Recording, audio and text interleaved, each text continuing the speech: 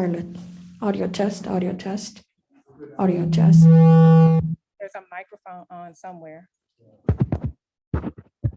Is it on somebody's computer? You can come. Where, it doesn't matter. And then bring this up on the screen. Go to present, maybe. There we go. Audio Check test, those, audio make sure test, everybody's muted. audio test, audio test.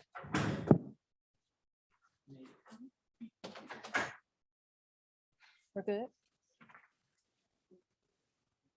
Testing 1, 2, testing. Thank you, Cirillo.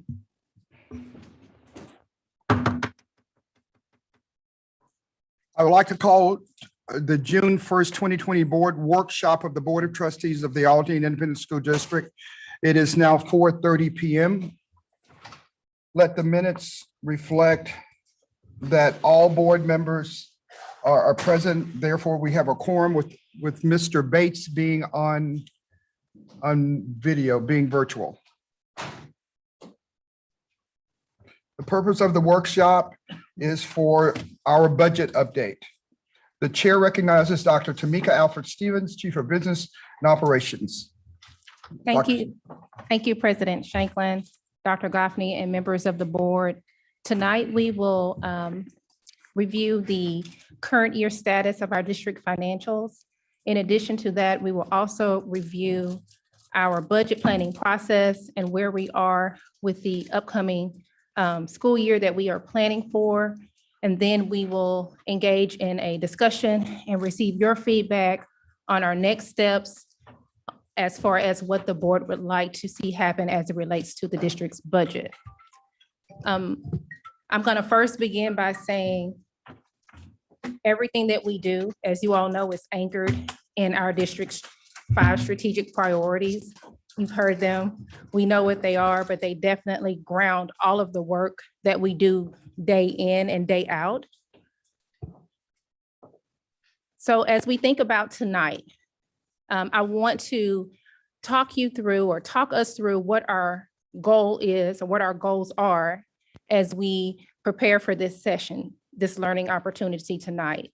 So first, as we look at our agenda, you should also have a copy of this presentation in the folder that was just recently provided. Are we missing one folder? If you could please, thank you.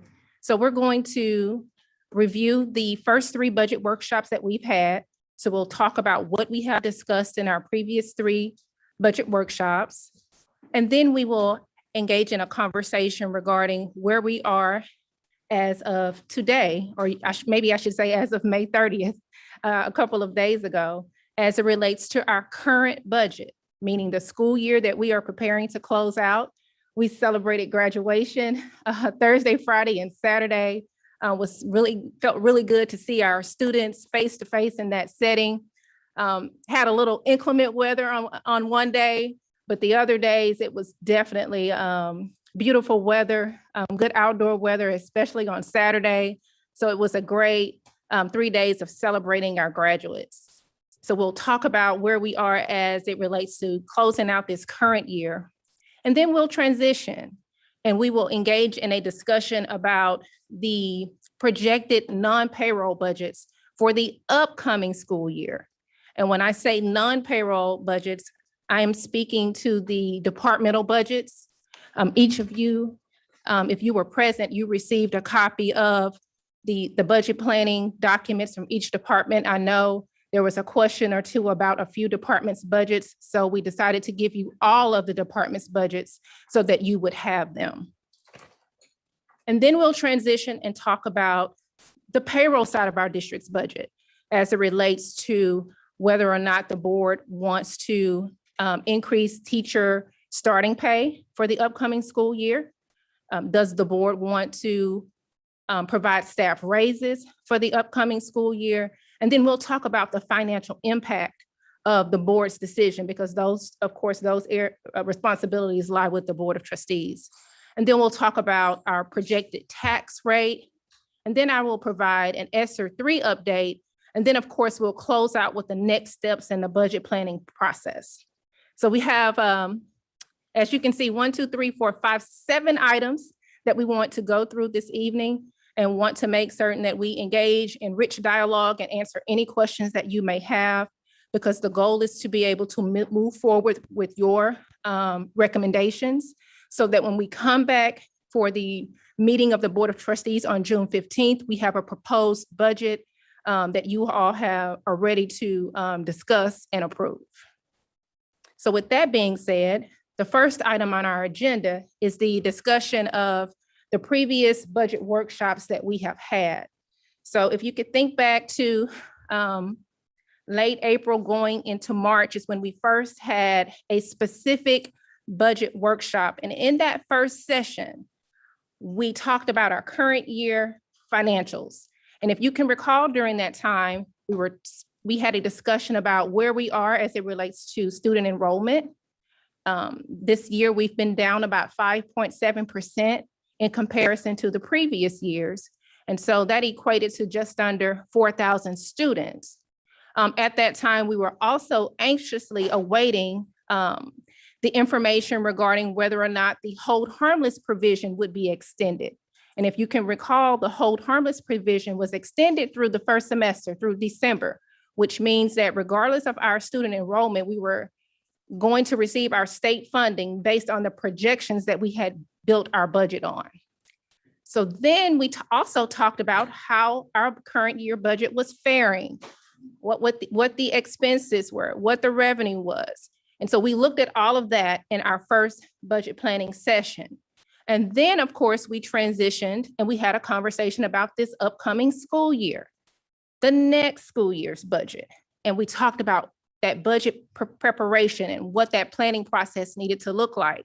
If you can recall, we discussed, again, enrollment and how enrollment and student attendance are drivers in our revenue projections. So you got to have your enrollment coupled with average daily attendance, which then equates to revenue. And we know that anytime you have fewer students, that could equate to fewer dollars. So we had that discussion. And then we gave you a preview of the demographic data. So we didn't present the full report at that first session. We actually, the demographer came, Templeton, they came and did a whole presentation on how our district is faring and what our projections needed to look like as we prepare for the upcoming school year, because we know that student enrollment is a significant driver in our planning process. And then at that time, we had multiple revenue scenarios. We were looking at, well, what if half of the students that didn't show up this year, so half of that 3,400, if they came back for the upcoming school year, what would that look like? Or what if only 33% of them came back? Or what if all of them came back? So we engaged in conversations around, if we're looking at staffing and planning, how many students should we prepare for? And of course, we had our other planning considerations. So we know that our strategic priorities drive all of our work, but beyond our strategic priorities, we know that there are other elements of our budgets that we have to take into consideration. We had an influx of devices this year. How can we ensure that we have adequate and ongoing support of those devices? We're working diligently to address learning recovery. What systems and processes need to be put in place? What high quality instructional materials do we need to put in place? What intensive tutoring do we need to have in place to make sure all of our student needs are being met? So we engaged in those conversations in session 1. And then we had session 2. And then in session 2, of course, we always start with the current year financials, the year that we are currently in, that we are now preparing to close out. It's June 1st. And as you all know, our budget fiscal year ends June 30th. So we have about 30 days now left in this current school year. And so we talked about in that session 2 budget workshop, what our projected payroll and non-payroll expenses are, because we were coming in what we call under budget in comparison to where we normally would be during that time of the year. And at that time, we also had received an update regarding hold harmless. And we were made aware that the hold harmless provision had been extended for the entire school year. So of course, that was good news for us and all school districts, because we know that that information is critical when you're preparing and planning to close out a year and planning for a new budget fiscal year. We talked about, as it relates to our current budget, that payroll is a big piece of our budget. As a reminder, it's over 80% of our entire district's budget. And the remaining 18% or so, or roughly 20% or so, is the non-payroll side. And remember, non-payroll is all of the department budgets, this piece, and then payroll, of course, is everything beyond that. Also, Dr. Alford, Yes, I'm ma'am. sorry, Mr. Shanklin, we can ask. So I'm glad you're answering that, but the term used in the book, is it not, is operations? yes, ma'am. Okay, you so I have just the- wanted to make sure we're talking about the same thing. Mhm. Okay. So thank you for Okay. the question, Dr. Garcia. Okay. The question was operations budgets. And so operations and non-payroll for these purposes are used synonymously, because when I speak of operational budgets, I'm speaking of anything that has to do with any department in this district, not just transportation and buildings and properties. It's also teaching and learning. It's also the school's office. It's anything that's not directly related to payroll. Good, thank you. Yes, ma'am. During session 2, we also talked about this upcoming school year, which is the 2021-22 school year. And we talked about the priority budget planning process. And Dr. McGee went through that process and explained how in the 18-19 school year, when we went through reconfiguration, we changed the way we think about budgeting. And each year, each department leader is charged with conducting a needs assessment and working with their staff to determine what their needs are, and then how do those needs align with our 5 strategic priorities. And then we have individual budget conversations with those department leaders. And during that time, we have an opportunity to learn about their needs. We have an opportunity to engage in conversation about what the wants are, what the wish list is. And then we have an opportunity to listen and hear if there are opportunities to streamline processes or think about doing the work differently or increase and expand in that realm of work that that department is responsible for. And so priority-based budgeting has definitely allowed us to learn more about our district and what we can do differently so that every decision that we are making is grounded in improving outcomes for our students. And of course, that is always our goal. And then we also talked about what is the board's responsibility prior to July 1st. We know that the board must approve and adopt a budget before July 1st, and that budget includes the general fund, which is what we are specifically talking about this evening. But we know there's debt service that's a part of that budget process, approval process, and then there's child nutrition, which is a separate fund, but it is nonetheless part of the budget planning process. And so it is the board's responsibility and requirement to approve and adopt those budgets before July 1st of each year, because the budget fiscal year starts again on July 1st. And then we talked about, again, all of the different considerations and alignment to our strategic priorities. And I keep going back to considerations and alignment to our strategic priorities, because we talked about everything from what we're doing now and what we're going to continue to do and things that we're going to do differently, from acceleration academies to strategic staffing, to staffing adjustments, to social and emotional learning supports and resources that we need to make certain are in place, to expanding our community engagement and outreach efforts and providing resources to our parents.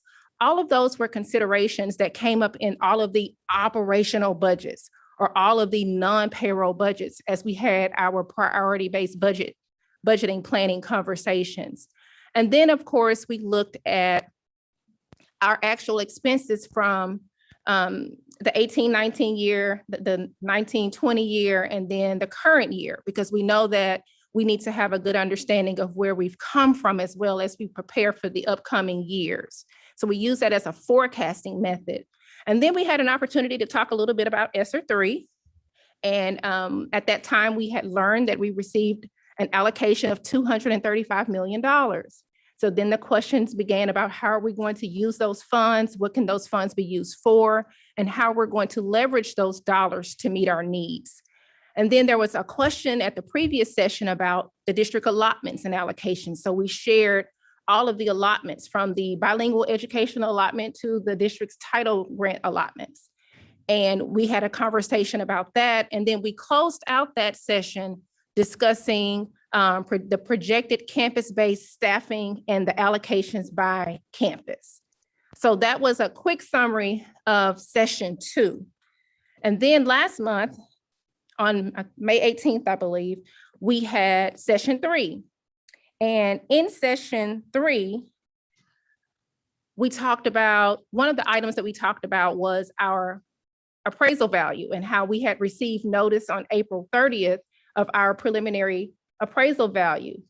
And we were planning for a 5% increase in our appraisal values. And when the HCAD notification came in, it came in at 5.08%. So we were right on target with our projections and our forecast. We also discussed on May 18th, the budget considerations and alignments to the strategic priorities again. And then we talked about the projected non-payroll budgets. And that's when I provided, just the 2-pager on all of the different departments allocations. And then since then, of course, as of May 25th, you've received the actual line item details from those different department or operational budgets. And then we talked about projected staffing additions, and we'll talk a little bit more about that this evening, and whether those staffing additions were going to come from local dollars or federal or grant dollars. So we had that information was shared. And then we talked a little bit about historical pay raises. We shared, or what was shared was from the 2016-17 school year and forward, pay raises that the board has authorized since that time. So I'll share that in a moment again. So you'll be able to see that at times there were flat rates, at times there was nothing, at times there were percentages. So again, completely the pleasure of the board as it relates to any type of pay increases. And then we talked about information that was shared was regarding considerations. So if the board does want to give staff raises, this is what a percent increase would look like. This is how much it would cost. Or if the board wanted to give flat rate amounts, this is what it would cost. Or if the board wanted to do a combination of both, this is what it would cost. If the board didn't want to do anything, this is what it would cost. So those were items that came forward in our conversation last month. And then we also, in that same conversation, as I just said, we talked about, if a staff raise is approved by the board, how much would it cost? Because we know that you need to understand the financial implications of the decisions that we make, because though we are leveraging our ESSER dollars to ensure that we will be able to sustain any type of increases that the board wishes to authorize, we know that the ESSER dollars are for a limited amount of time. We talked about, are we adding that language to job descriptions or to postings? This is a grant funded position. And when the term of that grant has ended, then the position goes away. And we also talked about how do we strategically, abandon positions, or how do we strategically keep positions? Should we need to keep them at the expiration or sunset of these ESSER dollars that we are leveraging to increase our needs or help support our needs? And then we ended that conversation with talking about our ESSER 3 budget planning and how we are leveraging those funds. And then we talked about central office staffing projections and organizational charts, and that information was provided in a folder as well. So that's a high-level overview of sessions 1 through 3 that we've had thus far. Where are we as of today?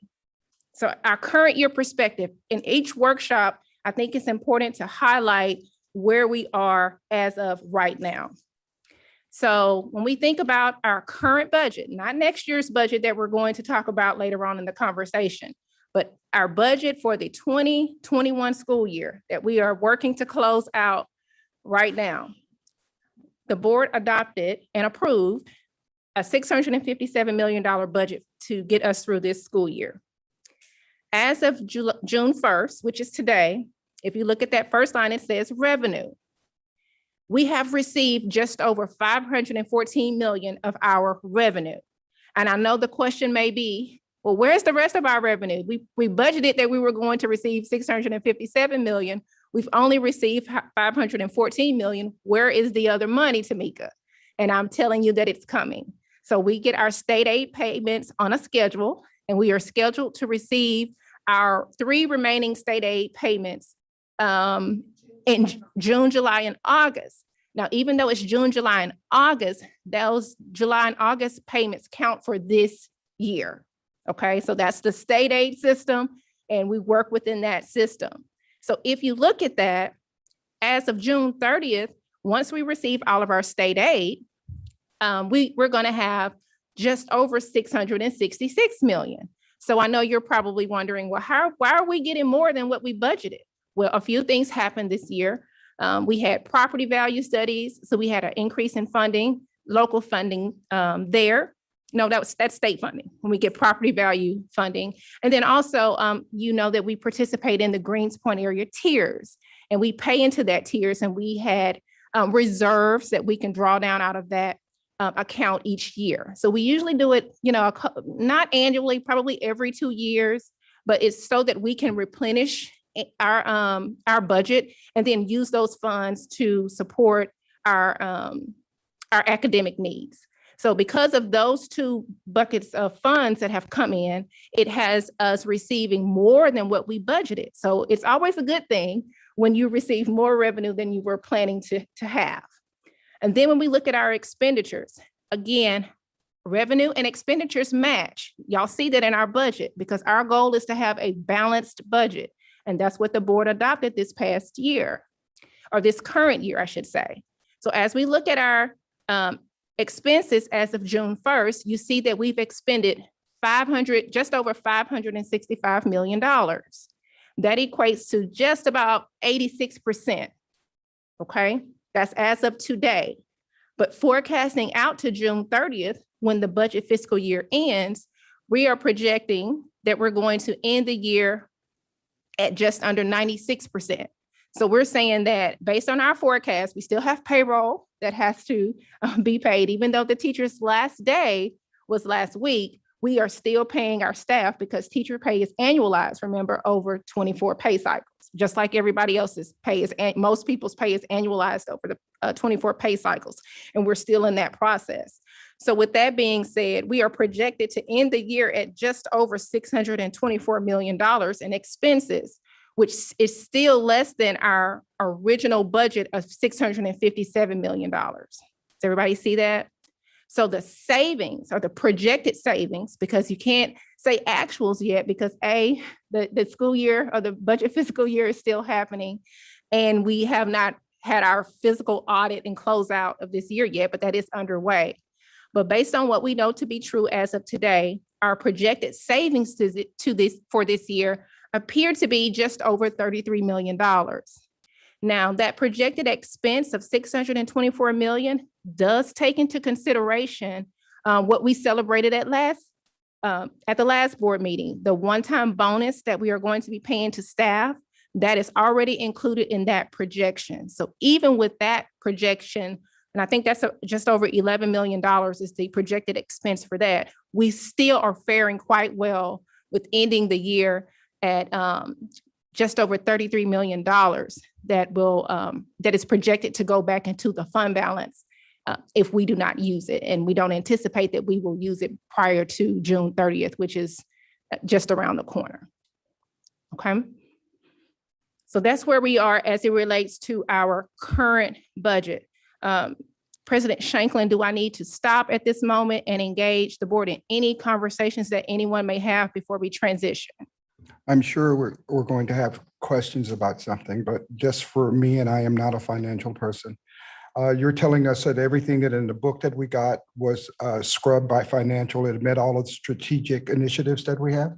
Which book are you referring to? The big book that you gave us over the weekend. I know. It has gone through the budget planning process. Yes, sir. Okay. And that since we are zero-based budgeting, we don't carry anything over from one cycle to the other. We're planning it that way. No department carries their budget automatically from year to year. The Okay. department leader is charged with going back and conducting an assessment of the needs. Now, I will tell you that there are departments like energy management, right? And so their budgets, that budget may look similar, from year to year because we have the same number of facilities. We have a fixed rate as it relates to the cost for energy. And so we expect that budget to be kind of standard. Like when I think about my own utility bill, I know in the summertime, my utility bill goes up a little bit. And then I know during the other months, it may be down. But if I get a utility bill that's $800, I know that's a true anomaly and there's something we need to address. But each year I can kind of forecast what I'm going to spend on my utilities or on my electricity specifically. So some budgets like that may look similar from year to year, but it doesn't mean that that department leader is not responsible for going back and making certain that, hey, are you making sure we're getting our rebates?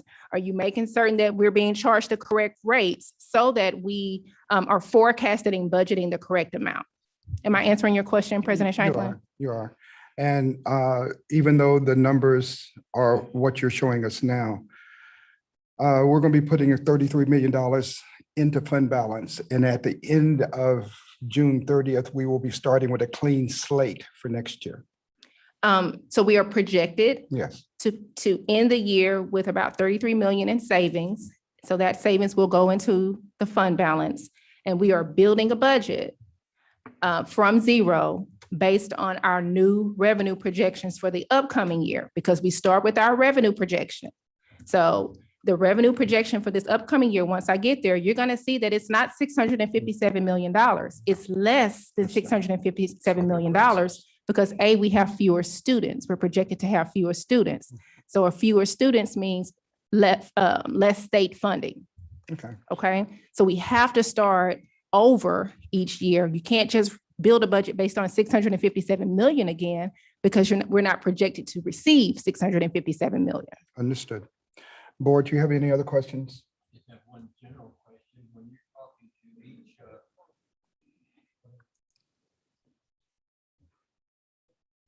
okay, when you're going to each group that has a budget, Mhm. and let's just pick out one. Let's just say you pick out Todd, for instance, and and maybe it's in reference to something he wants to do Mhm. to increase the curriculum or something. Mhm. Who sits with you on this to decide, yes, this is good or this is not good? Who determines, yes, this is a good budget, Todd? Who sits with you? This is a good For each budget, Todd. I didn't mean to pick on, I'm just any one. Yes. How do you determine who sits with you Mhm. when you're determining if that's a good budget or not? Or Yes. that, okay. I understand your question. Okay. So in the budget planning process, I'm there. And then Dr. Villarreal, who's HR, he was a part of the process.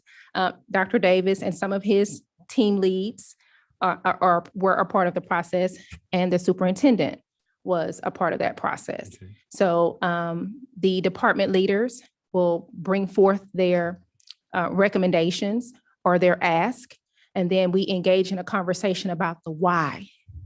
Okay, because we need to understand our why and the purpose, and how are we going to measure, what outcomes are we hoping to have as it relates to implementing this particular program. What results have we seen in other school systems that are using this program? So there are a series of questions that are asked, but understanding the why is essential, because we recognize that every ask sometimes cannot be funded.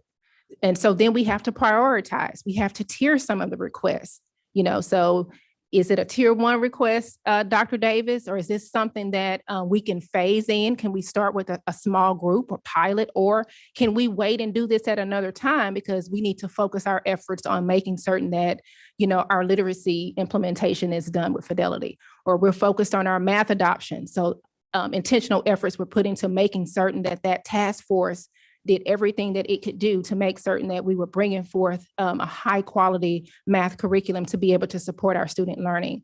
So those are just some of the conversations, Mr. Mead, And then, so it's learning as well, but it's also an opportunity for Todd to lift up the work that his department is doing and every other department leader, so that for some of us who don't always interact daily with the instructional side, we also learn why this is important. And then most importantly, when we think about program evaluation and organizational efficiency, we want to make certain that we have something tangible that we can go back and look at to say, hey, this is our goal. And the board has goals. So we need to make sure that all of the work that we are doing is going to support that and making certain that we are increasing every effort to make sure our students are learning. So if I'm answering your question, I felt like I went over the river and through the woods. That's exactly what I wanted to hear, that you sit down with a group of people that's conscious of what you're trying to do and about that subject, and you come up that way. That's what I want to hear. Okay. And ma'am, Mr. Shanklin, the one thing that it's helped is not only to get to know the direct reports to Todd, but also we discovered in teaching and learning that there were several who were basically budgeting for a particular project. For the same project. And so we were like, okay, who's going to own this project? And we were able to have a good conversation. In addition, we have taken the opportunity too, because different people across the direct leadership own different projects for the district. And so we were like, okay, where does this fit best? Yes. I think about awards for retirement.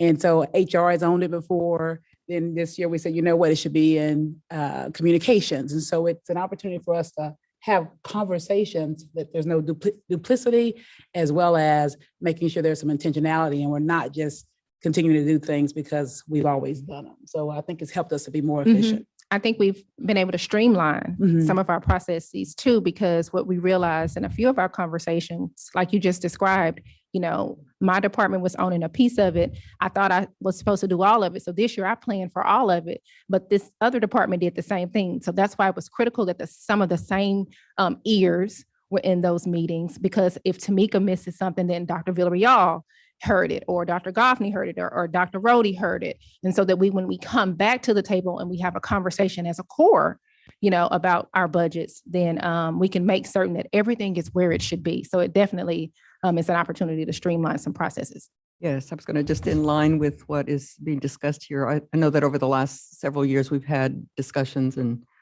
Todd has mentioned and others, the curriculum audit that was conducted and the recommendation, not only through that, but through the strategic planning the year before that, the discussion about the assessment of programs. And so we haven't really heard much about that. You know, what was the outcome?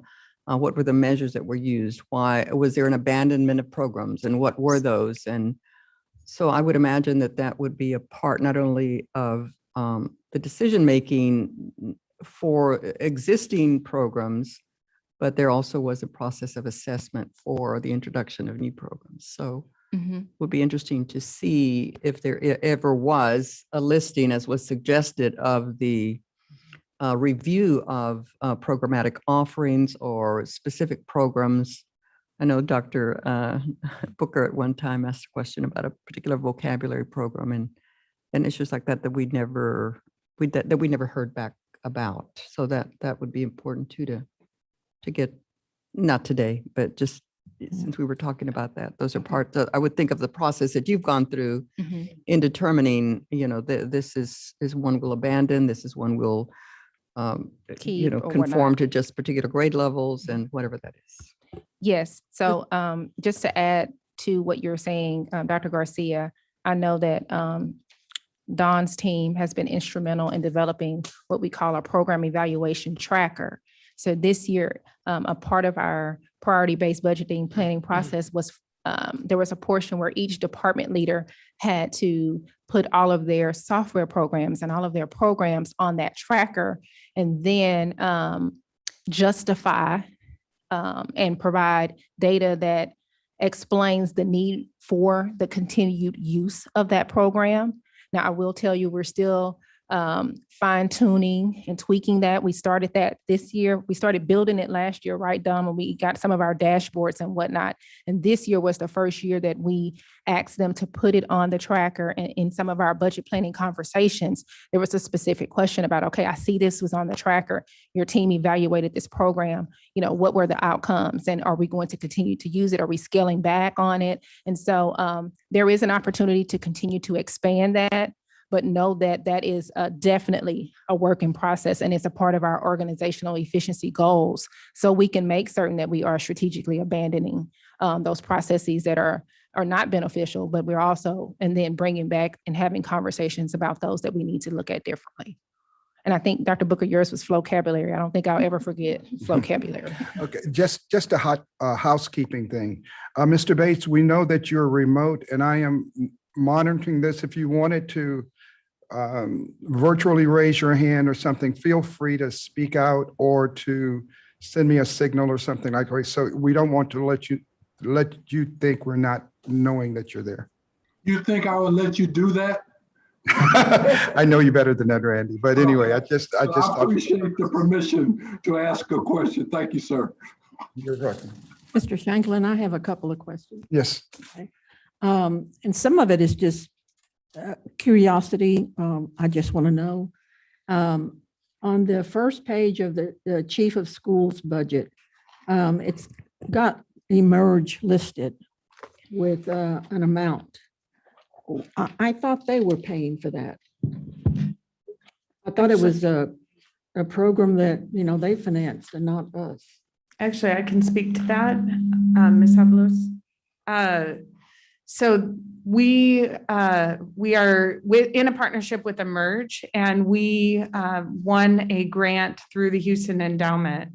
So the endowment through that grant is helping us to fund the 3 initial years of Emerge. So the first year it funded the entire amount. Last year it funded more than 2/3 of the amount.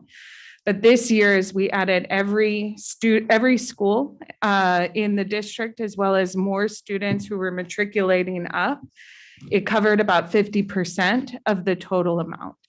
So that is, but the grant is through the endowment. And what does this money pay for? The money pays for the training that the students are getting. We have on-site advisors that meet with every student. It is the SAT, ACT prep. It is also, as we did not have the college visits this year, and so we did get a discount. But in the future, for next year, we have factored in the college tours for our junior students that will be going next summer. Okay, thank you. You're welcome. My next question is about this, a question on this sheet. Yes, I ma'am. noticed, tell me about what encompasses the campus budget. What is that? So the campuses receive, so the document that she's referring to, Ms. Avalos is referring to, is this multi-year budget that I'll get to later in the presentation, but it's in your folder. And the campus budgets, campuses receive an allocation, Ms. Avalos, based Yes. on their student enrollment. So there's a per pupil amount allocated to each grade span grouping, and you take that amount, let's say it's $50 per kid, times the number of kids that you have. And that's your principal's budget. And Yeah, so, you okay. can use your principal's budget for It's the needs to same thing, support okay. your campus. All right. So that's I what wanted that to know. is. Okay. Now, are we still addressing questions on this? Yes, ma'am. Okay. Whatever you want to All right. have a conversation about. I know that last year I asked you about transportation and buses, Yes, ma'am. and you told me that they had requested 11, I believe, and that they got 3. I noticed this year in transportation, none were Mhm. listed. So we don't need buses? So last year they requested 40 and they got 20. And so, no, I'm sorry, that was the year before. Last year they requested 30 and we did 10 buses. So this year, the ask is not for any buses. When we had the transportation audit, we learned that we had too many buses in our fleet. And so the question became, well, if we have too many buses, but we've been buying buses, how do we have too many buses? Because we thought that we didn't have enough buses. But what we learned was that we needed to look at our routes. And our routing software had not been updated in about 20 years.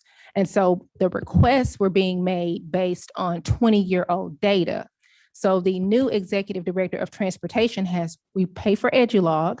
So he's been working with EduLog and he charged them with, no, this is unacceptable. You need to update these routes.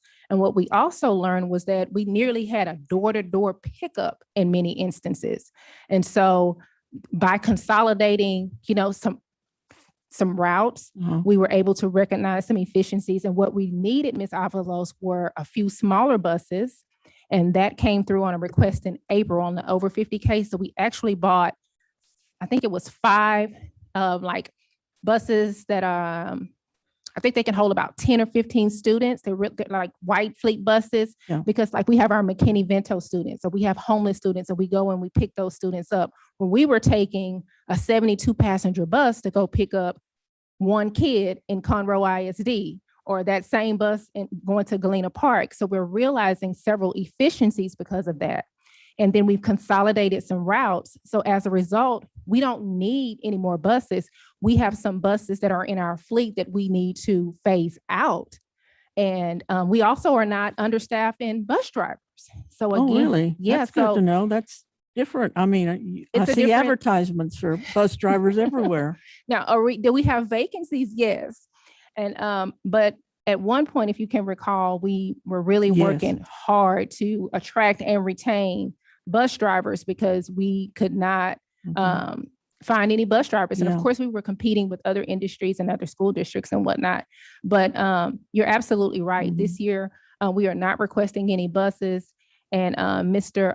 Herman Enamorado, who is the executive director of transportation, has been working really well with understanding the department needs and making certain that the department has what it needs. Good. And he's also been working alongside CRSS, which is the group that has helped us with the transportation audit. And as a result of that, no, we don't need Okay. any more buses added to our Well, fleet at this time. That's good. I guess I remembered the wrong numbers, from last year. That's good.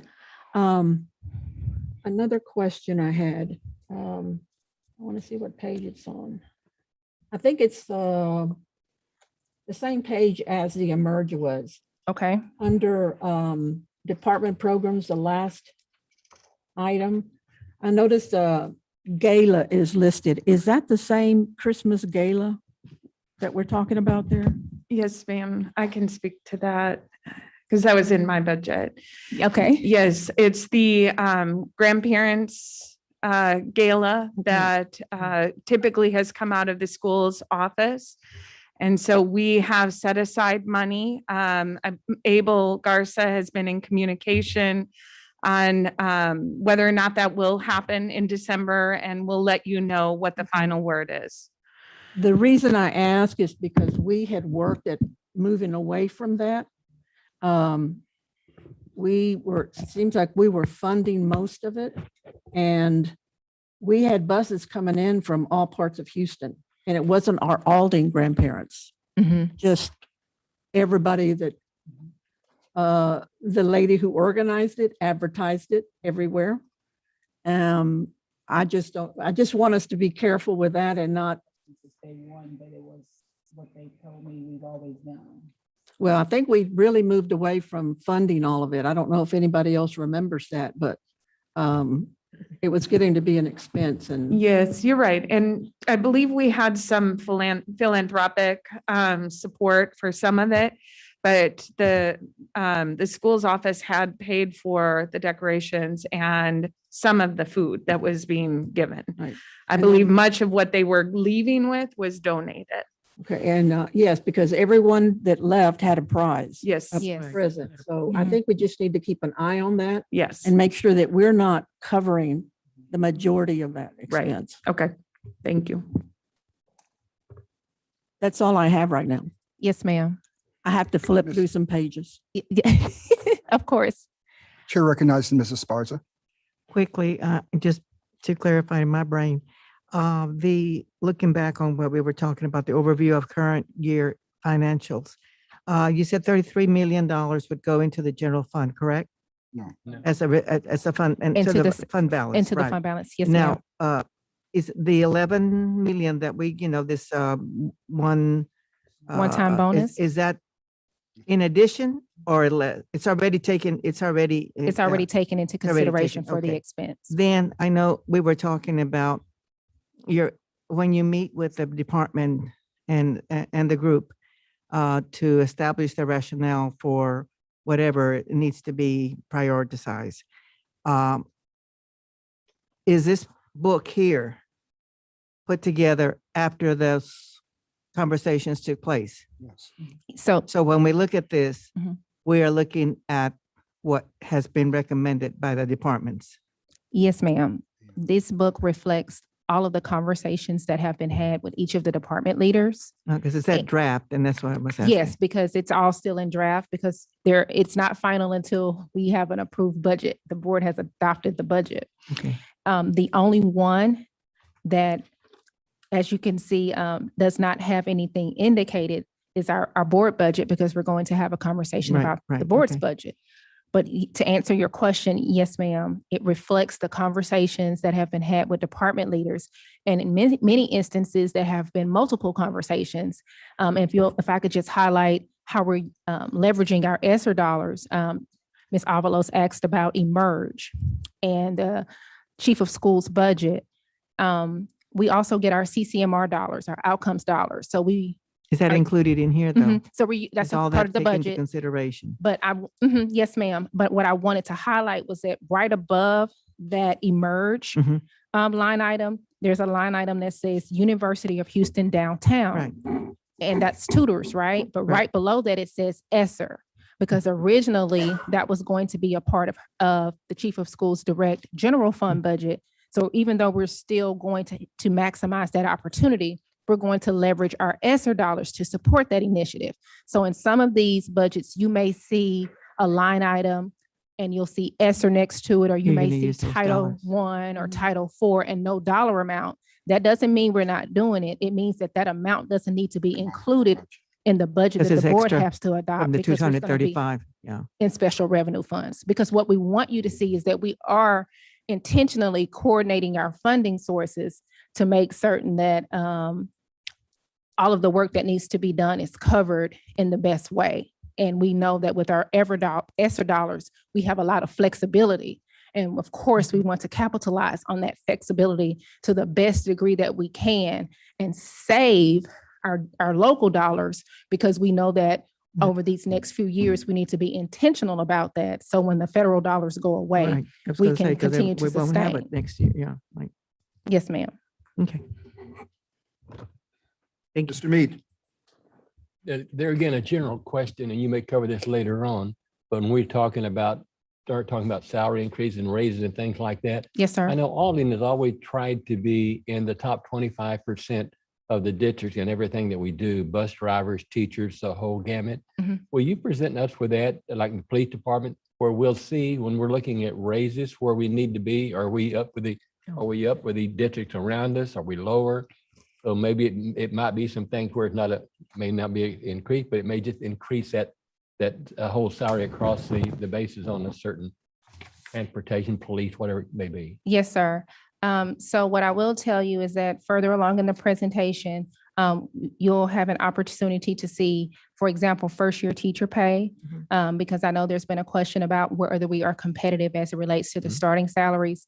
And then you'll have an opportunity to also see, have a discussion about whether we want to give raises. There have been school districts now are knee-deep in their budget planning conversations. And, some of them I've heard from other CFOs and other individuals that I network with, some are having conversations of 1% up to 3%.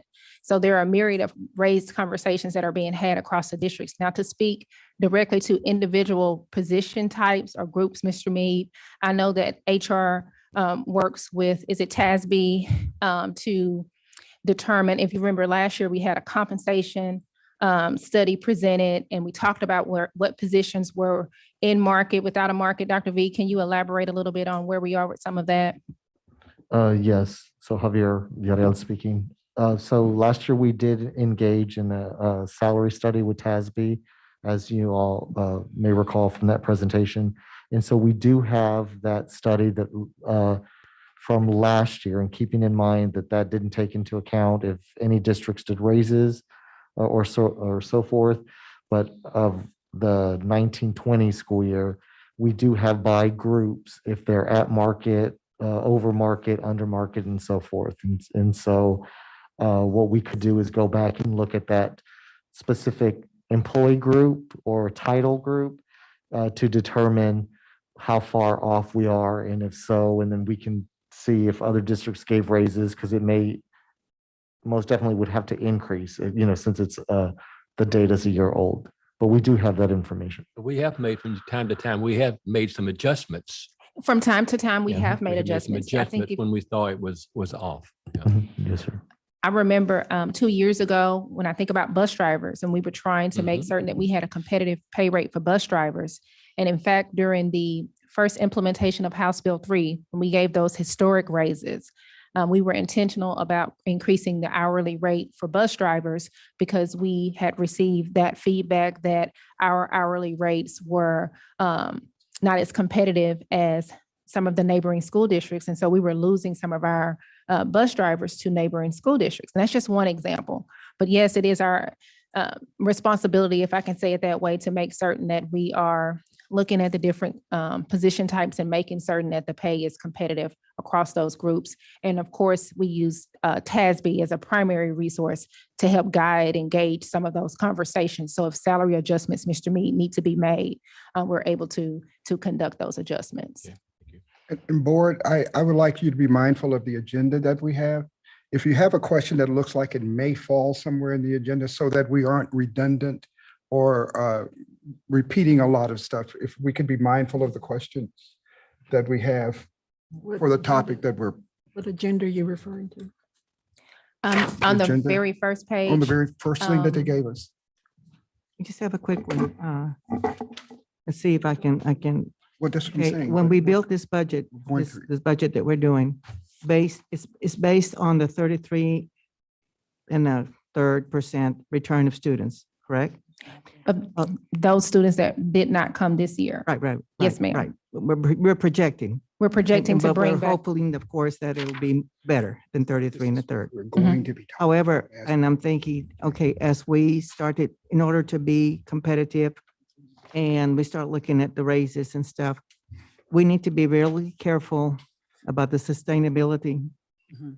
of Yes, ma'am. this in the future without the ESSER funds. Yes, ma'am. So when you present it to us or your recommendation and that sort of thing, as we move along this process, we need to be very careful that we don't over project or be right at the, Yes. right at the mark, Mhm. because that would really be marginal about it. It would really, really put us in the bind in the future, Yes, because we don't know where we're going with it with the revenue. yes, ma'am, Mrs. Sparza. Thank you for that. And when we get to that point in the presentation, I'll explain during that Explain it time to that, us. Explain it to us. This is what will happen if this happens and that kind of Yes. thing. Okay. and also, again, the financial implication of those decisions. And there is what I call aggressive approach, and then there's a non-aggressive Mhm, approach, right, and then okay. there's somewhere in the middle. And of course, it is at the pleasure of the board. But any information that will be shared tonight will not be beyond anything that we cannot sustain. It is my responsibility to make certain that I'm bringing forth financials and sharing in a way that you understand that this is, what the cost will be, and then we will have to sustain any costs should the board decide that they want to offer any type of increases. So I know we're going to talk about it, but know that I would not bring forth a 10% pay increase, knowing that that's not something we can sustain as a district.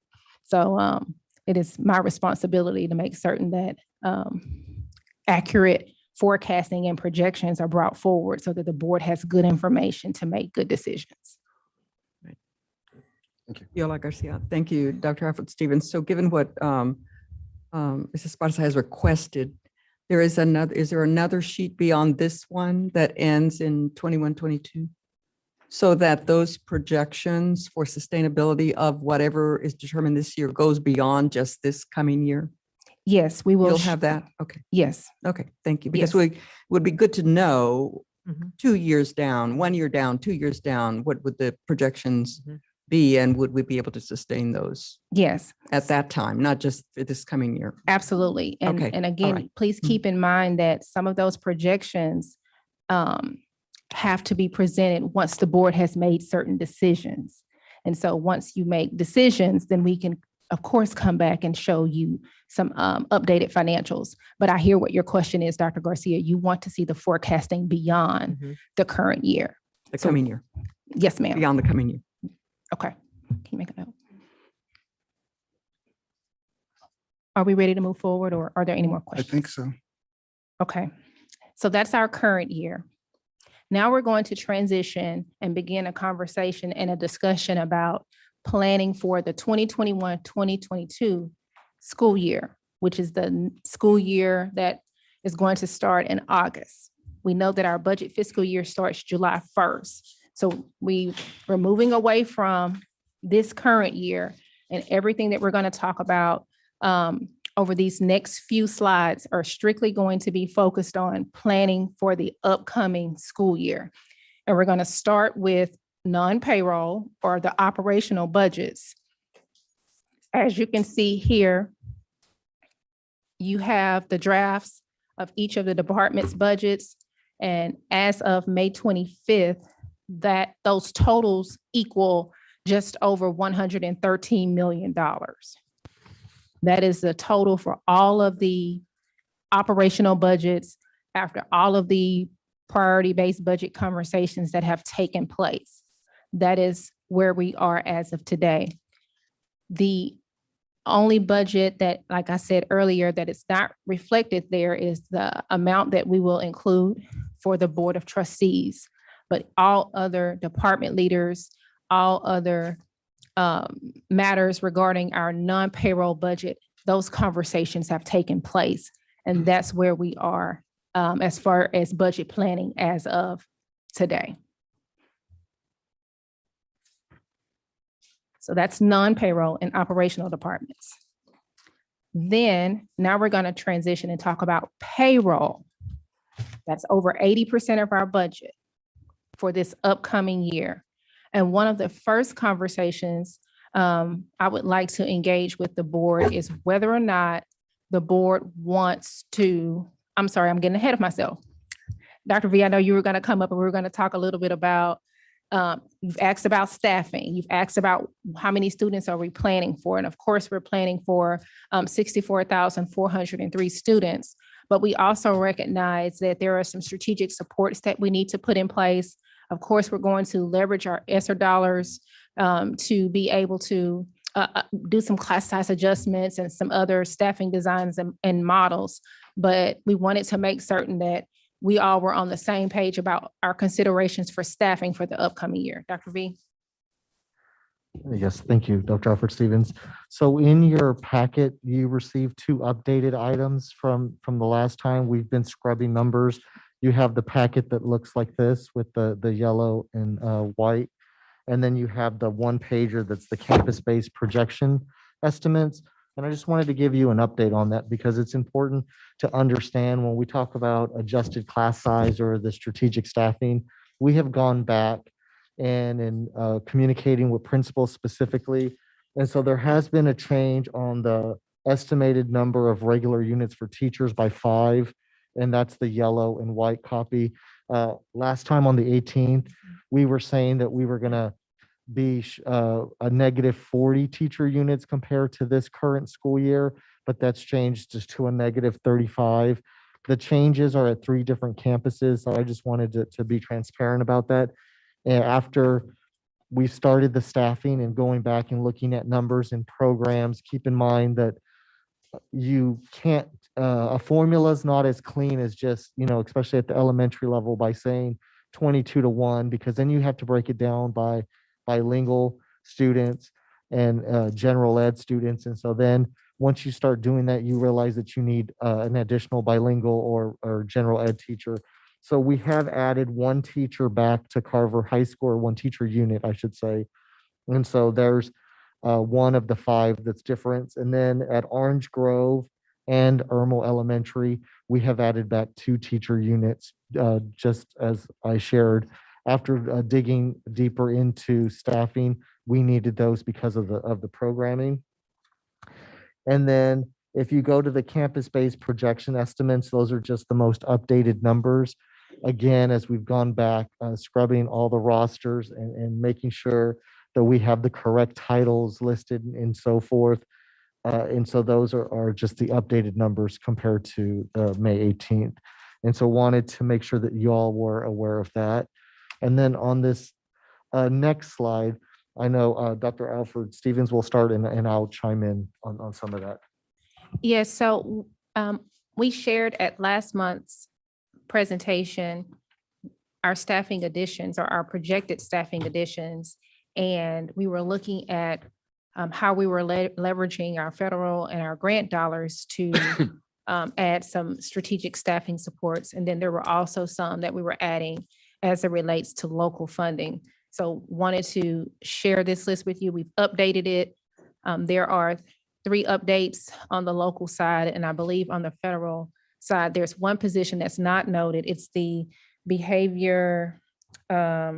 certified behavior analyst, board certified behavior analyst position that's going to be funded with ESSER dollars, and that is not on the list. I failed to add that, so please forgive me. I'll make sure that gets added, but it is on the document that was provided in the legal manila folder by Dr. Villarreal at the last session.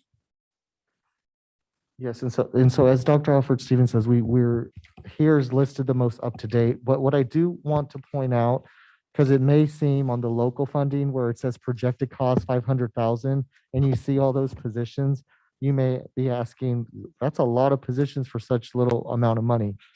Please note that those are listed because those were added, like the teachers were, art teachers, theater teachers, STEM teachers, those were added to certain campuses.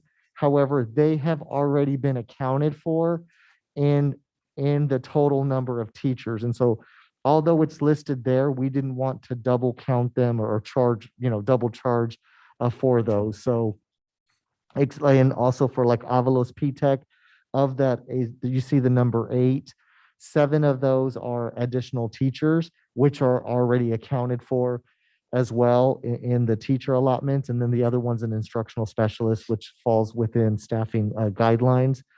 The transition specialist, I know we had a conversation last time about that, but those are also, those are new, but they're also listed in this one pager.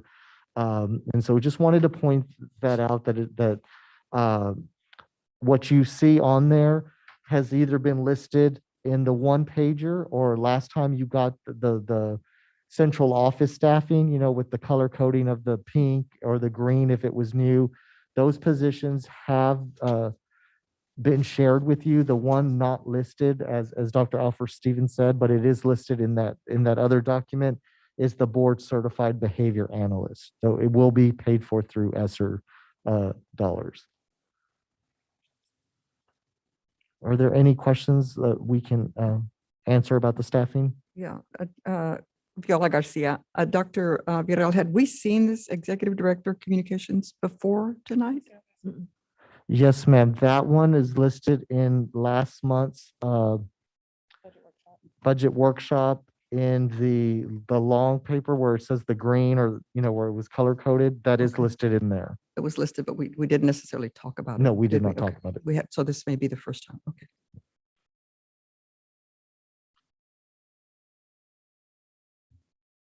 Any other questions? And could you go through the performance management project manager? What does that person do? Yes, ma'am. That the performance management project manager position is a position being requested for human resources through our performance management division for the teacher incentive allotment and the T-test rollout. I believe there's a notation, or there should be on there from last month. That will be the first year will be funded through the district, and after that, through the 10% allotment that we get from the TIA, that's where that position will be funded through. And it's to support the work and make sure that we are implementing the teacher incentive allotment with fidelity so that our teachers are able to get their designations and get that extra funding.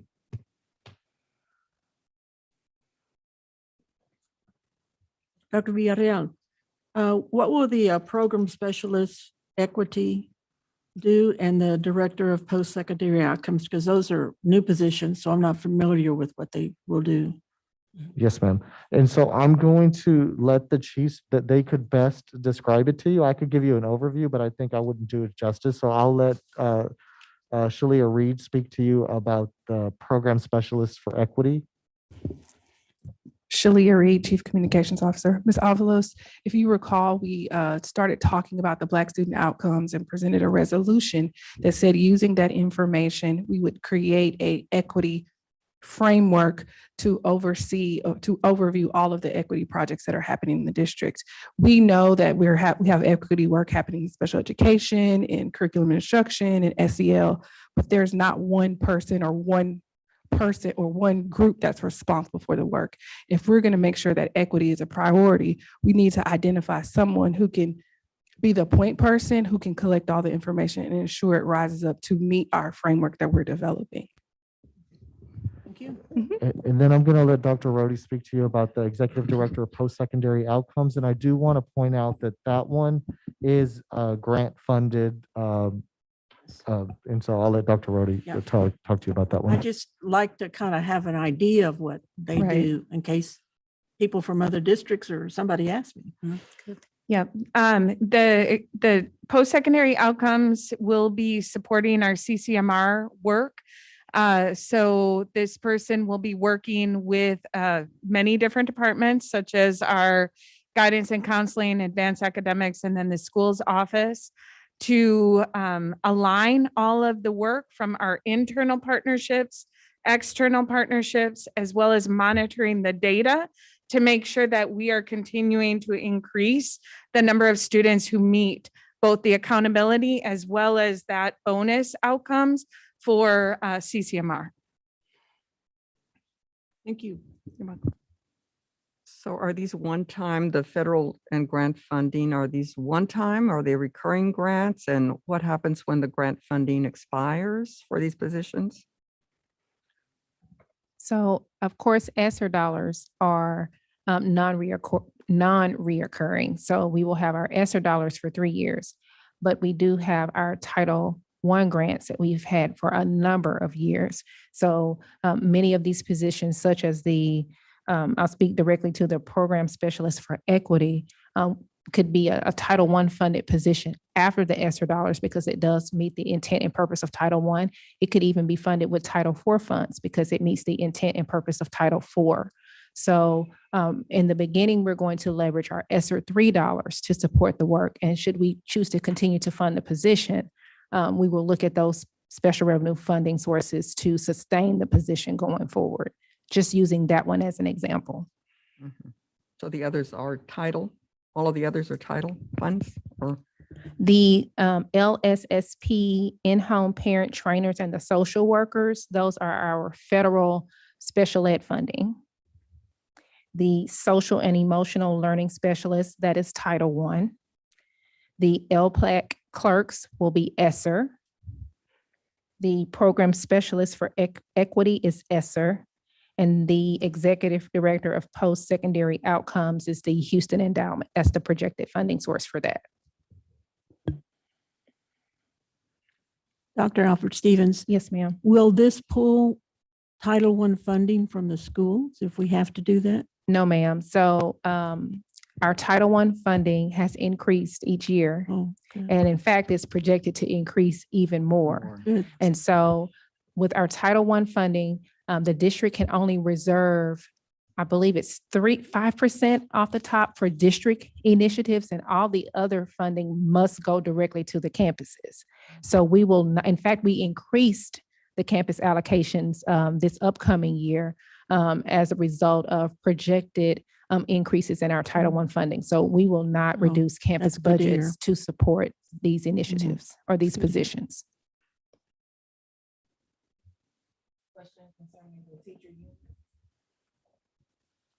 What number are we using for the teacher-student ratio when we are deciding how many teachers are needed on each campus? So it depends on the grade level. You know, in the past, we've used 24-1 at most grade levels at the elementary, 23-1 at a specific grade level, but we've taken it down to either 20-1 or the actual 22-1. And it has helped us do the strategic staffing. What about the high schools? What are they? The high school is still staffed at 33-1. However, in working with the staffing director and talking to the principals, you know, we had a couple of high schools where we were overstaffed.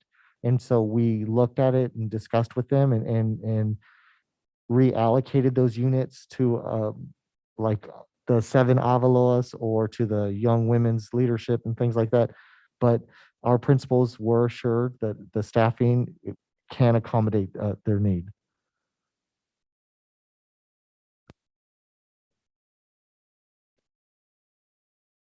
Continue. Okay. Yes, please. Thank you, Dr. Villarreal.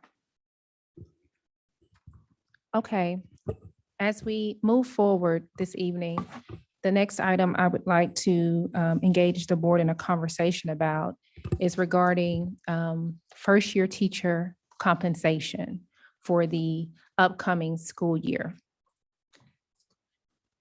So the question that's on the table that we would like the board to engage in a conversation about is, should the first-year teacher salary increase? And so that you are able to have a discussion about that, in the next slide, it shows you some of the surrounding school districts and what their current first-year teacher salary is. But be mindful that, you know, they are actively engaged in budget planning conversations as well. So this is what we know to be true as of today. And so as you can see, here in Aldine, our starting teacher salary is $56,000. And starting teacher pay is often used as a recruitment tool. We hire about 365 new teachers, is that right, Dr. Villarreal, annually, just as an estimate. And sometimes many of them are first-year teachers. So with that being said, you can take a moment there to look at some of the surrounding school districts, as I just said. And the question on the table, President Shanklin and members of the board, is whether or not the district wants to increase the starting teacher pay. Well, my concern, every time that we have this discussion, and we seem to have this discussion every year, is back to Mr. Mead's point. We always want to be competitive, but we also want to give them some place to go as their career with Aldine advances. So if the board decides to give them a raise or to raise first teacher pay, let's be mindful that they may be second-year teachers after that. And if there's raises, we do this every year. We don't want competition between first-year and second-year teachers. So someone feeling like I should have waited or something along those lines. Just a thought about it. Yes, sir. So, Dr. V, I know I saw you hitting your microphone. I know that when the first year teacher pay is increased, there are adjustments that happen throughout the salary schedule so that a second year teacher is not making less than, you know, a first year teacher, because we have increased the starting salary for a first year teacher. So we have to be intentional in making certain that we go and make those adjustments across the salary scale so that there's equity in the salaries. Is that answering your question? Yes, it is. President Shanklin?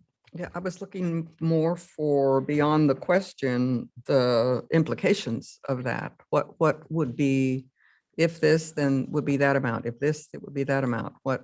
Is there data? Do you have that for us? Yes. And so as far as from a financial perspective, Yes. we have let's say each year about 350, 365, new teachers. So to increase the starting pay for a new teacher by $500.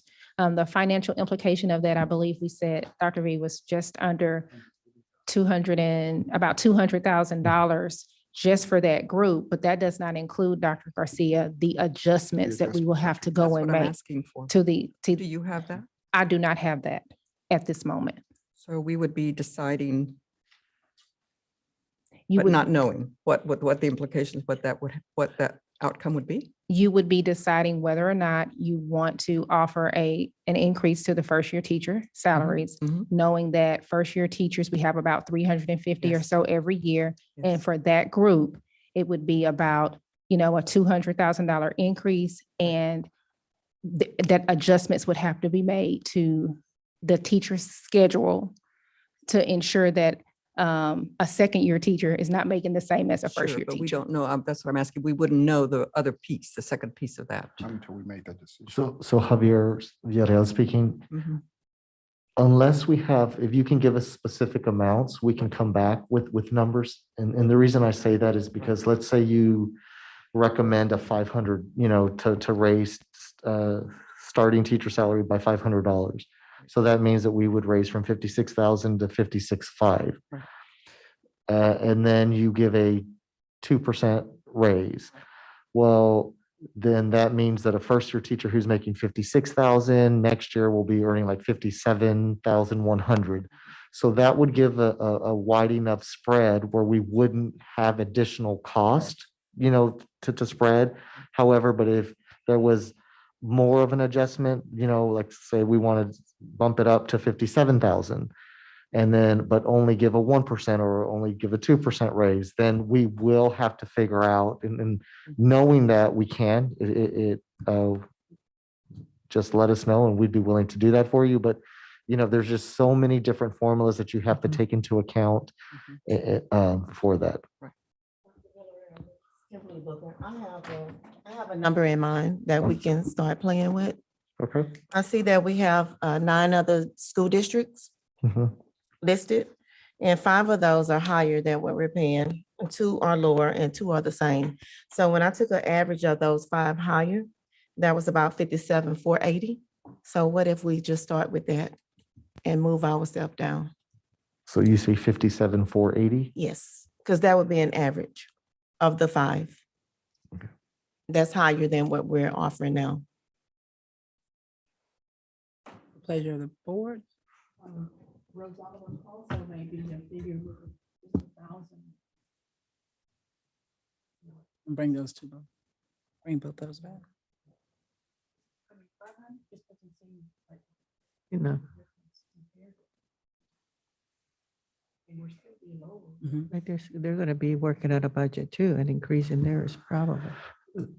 So I have a document that my team has created I can do the $1,000 more, which includes the spread, would cost about $866,000. Total with, that's including the adjustments across the Yes, salary schedule? yes, ma'am. Because it's about 500,000 to bump up the starting salary, and then another like 366,000 to do the spread. Mess with 1,000. And so I'm not sure if Can you do the calculation for the 56.5 or for the $500 that Oh, Dr. yes, ma'am. Garcia referenced a moment ago? So for to bump it up $500, it would Mm. cost about $374,000. I'm thinking 1,500. So 1,500, which is very close to what Javier, Dr. Booker. Let me get across the first. It sounds as if the board is contemplating some type of Right. raise. So we can cross that hurdle, that we are thinking about a raise. Now we're An working on the increase amount. for the starting teacher Increase for pay. first year. The increase for first-year teachers. Mhm. And so now we're talking about the amount of the increase for first-year teachers. Am I That is correct, board? Okay, Yeah. thank you. And the figures that I have just stated include the spread to, because The we want to adjustments make sure across the that salary first-year schedule. teachers aren't making more than second, third, fourth-year Right. teachers. And so to do the 1,500, which is very close to Dr. Booker, your Mhm, mhm. 14, 80, which would cost about 1.6 million, right under 1.6 million. And considering the 1,500, the figure you just made, how would that impact the overall budget? Could we afford that over time? So Yes, it would become a part of our operating budget. right. It would be a cost that we would absorb and have to sustain. So I believe your question is, could we afford to do that? The answer to that question is we could afford to do that if that's what the board would like to do. But know that everything comes at a cost. So if you're increasing payroll and having to sustain that cost going forward, then as we plan for upcoming years, there may be some things that we may have to look at differently that are non-payroll related, or there may be some other payroll projections that we would have to reduce. But that's give and take in any situation. So I don't want to make this situation unique or special, but just know that that's how you plan and forecast, that if you don't have enough funding to meet all of your needs, you tier your needs. And we know that payroll is a significant driver and teachers are a very critical piece of the work that we do. So yes, we would make the necessary adjustments to sustain teacher pay. President Shanklin. You'll need to consider salary, just a basic salary increase. That is the next That's phase of the next phase. conversation. Yes, ma'am. Mr. Bates? Question, does staff have a recommendation in this space? This President Shanklin, I believe the question is, do we have a recommendation regarding first year teacher pay? Yes, Yes. that's what's on the table. Yes, sir. So we have had discussions about first year teacher pay, increasing it $500. That was a part of the conversation, Mr. Bates. That was a recommendation that my team and I looked at as far as, being able to sustain cost and what have you. But again, it is totally the pleasure of the board as to what pay increases or changes we make going forward. Well, to Mr. Bates' point, we've heard $500, but we also heard as much as $1,500 that you have records and recommendations to. Is that the range that you were discussing, from 5 to 15? We've discussed ranges, and again, there's that conservative, I understand. 500, and then there's that not so conservative, what I would consider 1,500 being not so conservative, Dr. Booker, if I'm just being honest. And so, but yes, we've had those discussions, and that's where we are. So if I did not think that it was something, $1,500 or $1,000, if that was not something we could sustain in this space, I would say, I offer to the board that we consider a smaller amount because of the current budget conditions. Understood. This is Con, as far as I'm thinking, while we're having the same discussions regarding budget, so are the other districts. And so that, while the 500 is very conservative, while we may think the 1,500 is not so conservative, at the end of the day, it may not be. It may be right on point because we're already at the bottom of the scale. We're not up there. Yes, So, ma'am. and then we have to consider the other point is, are we competitive then? Yes, ma'am. So it's like we're trying to outfox maybe other districts here, but we really have to think about, not in that context, but to really think about, where do we want our teachers? What do we want to pull? Who are the ones that we're trying to recruit? Mhm. And going from there is what we need to look at really very, very closely and think about offering it as much as we can. And you send a message. Whenever you do the best you can, they'll understand that you are at the best that you can do. Yes, And ma'am. when you stay at a real conservative amount, they think, they don't value. And it's the way I would think about it. When they would think we're still at the bottom. Mhm. Mhm. You understand what I'm saying? Yeah. Yes, your point is well taken. So we also just keep in mind, we have to do Of course, what's our best for budget. us and what our budget will allow. What it allow. Yeah. Absolutely. But again, when we don't move forward on something that we can do, when we can do it because the money is there, there'll come a time when we may not, as Dr. Garcia was saying, a year from now, we may not be in that particular position to do that. Yes. So you always Mhm. like to say, seize the moment, because this is the time to do something. And to dovetail with Connie and Mrs. Sparza is saying, I think the teaching profession has taken a hit, maybe over the last decade. And like you say, we seize the moment. This may be a moment where we can give a little bit more pride to that profession. Sure. As I appreciate your conservative approach, I'm leaning a little bit more toward doing something that sends a message that says that we value teachers. It's the pleasure of the board. Understood. Understood. Thank you. May I add something to our conversation here? And I appreciate your comments, something, and I believe Dr. Garcia spoke earlier about salary adjustments sometimes we've done. What I'd also want to, I guess, bring to everyone's attention, it's great. I'm happy to hear how y'all are wanting to celebrate our teachers, and from a recruiting standpoint, woohoo for us. But something that we have to keep in mind is we may have to look at our assistant principals salary schedule as well, because 2 years ago with House Bill 3, when we did the 7 and 8%, assistant principals didn't get that. And then now this, we struggle because when you move from the classroom to an assistant principal, your daily rate goes down. And so that's really difficult for us to offer our assistant principals a competitive salary because of that. And so that is going to be one position that definitely we're going to have to relook at, because this will throw it off. And so I just wanted to make sure that y'all are aware of that. Nobody will want to do that job. Okay. And That's what I'm about to say. Will we have the opportunity, will before the budget approval for us, if we were to go not to the most conservative, for you to bring back information to do assistant principals? Yes, ma'am. I can do that. And just to add to what Dr. Villarreal was saying, because of House Bill 3, we did give historic raises, and thank you, Board of Trustees, for doing that. And it was the teachers, the nurses, the counselors as well that were grouped in that required group that had to get those compensation increases. And so that did, put some of the other positions, I'm using the term out of whack, but that's my terminology. Yes. And so we do have to take remember to take that into consideration. But also last year, if you can remember, when we were doing the budget planning process, we were one of few districts that did give a compensation increase then.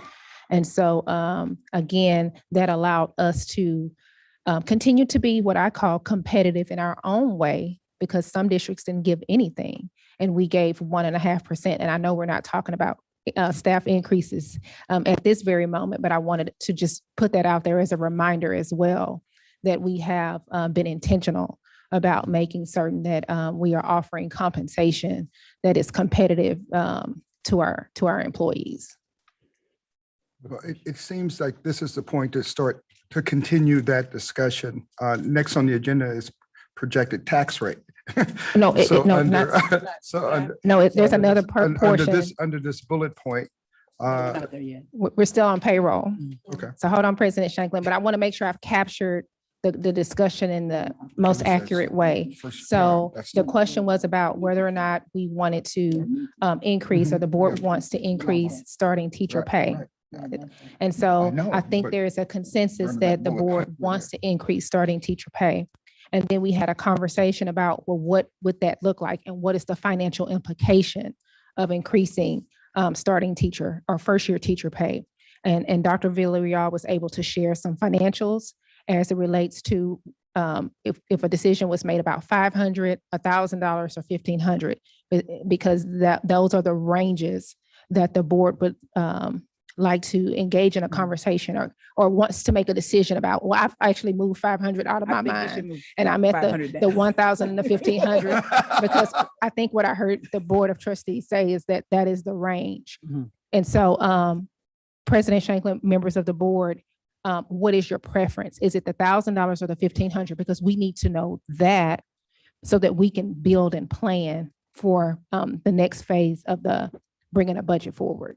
Yeah, I would just repeat my concern. I have confidence as you do, as you have expressed, that the ESSER funds will get us through the next couple of years. My concern is not this coming year's budget. It is beyond that, because whatever we are approving or would approve, either for first-year teachers or any increases for the rest of the staff, the implication would be that those would be ongoing, recurring costs That is for correct. years beyond the ESSER funds that we will have the luxury of having over the next 2 years. Okay. So maybe in 2024, 25, if I'm sitting here, would be devastated to see that our budget revenue at that time would be much lower than it is. Mhm. And so if there was a way to help us project, and I don't know, I know that Keith used to do that very well, and Ann used to do that, to give us not only, this is what our fund balance was 2 years now, as you've given us, this is what it would be for next year, projecting these particular numbers. But they went beyond that and gave us a projected future of 2 or 3 years down the road to see And the we, implications Yes, ma'am. of this decision today, if we were to make it, not only this one, but any staffing raises. So that would be very, very helpful to me, rather than to try to make a decision in a silo. I think we're agreeing that between 1,000 and 1,500 would get us at the most at 1.6 million. That would include the leveling off for the different other levels. And that's not even considering a raise for anybody. This is just the impact on what Correct. the new That is new correct. teacher salary would be. So it'd be Yes. very, very helpful if we could get that Mhm. Okay. some sort of forecasting of beyond next year. So for our next session, I'll make certain that in one of the projections or the models, you'll see $1,000 first-year teacher increase, in addition to whatever other discussions that we have, and what that looks like on current year total payroll expenses and going forward. And then I'll also bring $1,500 as another example, so that you have two options and what that projected expense will look like going forward. Is that capturing the request accurately? I think so. Because you'd be able to pull out the ESSER dollars from that, Mhm. the year when those would not be available. And then we'd have some sort of idea of not only the effect on these people, but all of these other additions that are Mhm. relying currently on ESSER dollars, the funding, the extra Absolutely. funding that you are, that you've projected in these others, federal and grant funded positions. Mhm. that add Absolutely. 11.2 million. Yes, ma'am. I understand. I share Dr. Garcia's concern because, like I said, well, I did say seize the moment. Now we need to be very, very cognizant of what the future brings in terms of the revenue. And while we said 1,000, 1,500 on the top side, the Christmas wish, and 1,000 on the where we want to start. But then you also mentioned the adjustment that must be made to the assistant principals. And as we look at other things, and how is that going to impact all salary structures? So it's difficult to make a decision. Well, we want to make a decision based on, well, let's give them 1,500, let's give them this. It's not that quite that easy when you don't know the implication of that type of decision in the future budgets and how it's going to impact. So that's why it's in order to make a very wise decision, you must have some scenarios and some projections on what you have before you, what we might project for everyone that's involved. And then are we going to consider raises beyond the starting salary? So these are all things that must be considered now, as opposed to just picking a figure off from, as to what. Of course, I would like to give them more than that, but that's not the case because you only have so much money. And the thing about it is, the ESSER funds are not going to be with us beyond the 3 years. And we get the most at right now, first 2 years. Beyond that, we don't know yet. TEA decides on that, right? No, we know that we get the ESSER funds for We're going to 3 get it, years. but you know. And then after that, it's After a that, federal that's it. decision. It's actually a federal decision. Right. Yes, ma'am. Are we ready? Mr. Mead? Oh, Mr. Mead? I am concerned about the starting salaries because that will determine if we get a teacher or not sometimes. But I tell you what, I'm really concerned about as well. I'm concerned about the teachers that's been here 5 years and 10 years and 20 years. I'd like to know how we compare with other districts at that level of teachers, because those teachers can move out on you too to go other places. So we have to be sure they're in a comfortable area as well. We don't want to lose the ones that we already have. We want more to come in. We want to offer more, but we don't want to forget those teachers that's been with us for many years, going to another district. How do we handle that? Or I don't say how we handle it, but is there a way to look and see where we stand across the board like we do on starting salaries across the district? So Mr. Mead, to answer your question, yes, and that was part of last year's salary study, and it was presented, and I can bring back the information to share. Where Aldine stands, it was for starting the first 5 years, we were at the lower end, and then we kind of met in the middle between 5 and 10 years, but our teachers that are with us past 10 years, we are actually one of the highest in the area for teachers that have lots of experience. Okay, Yeah. sounds good. Okay, that's what I wanted to hear. Okay. Any other questions regarding first year teacher salaries? I think you get an idea where we're going. Okay, the next step in tonight's conversation is regarding a conversation regarding staff raises. So the question on the table, or the questions that are on the table are, does the board want to provide a compensation increase to all staff?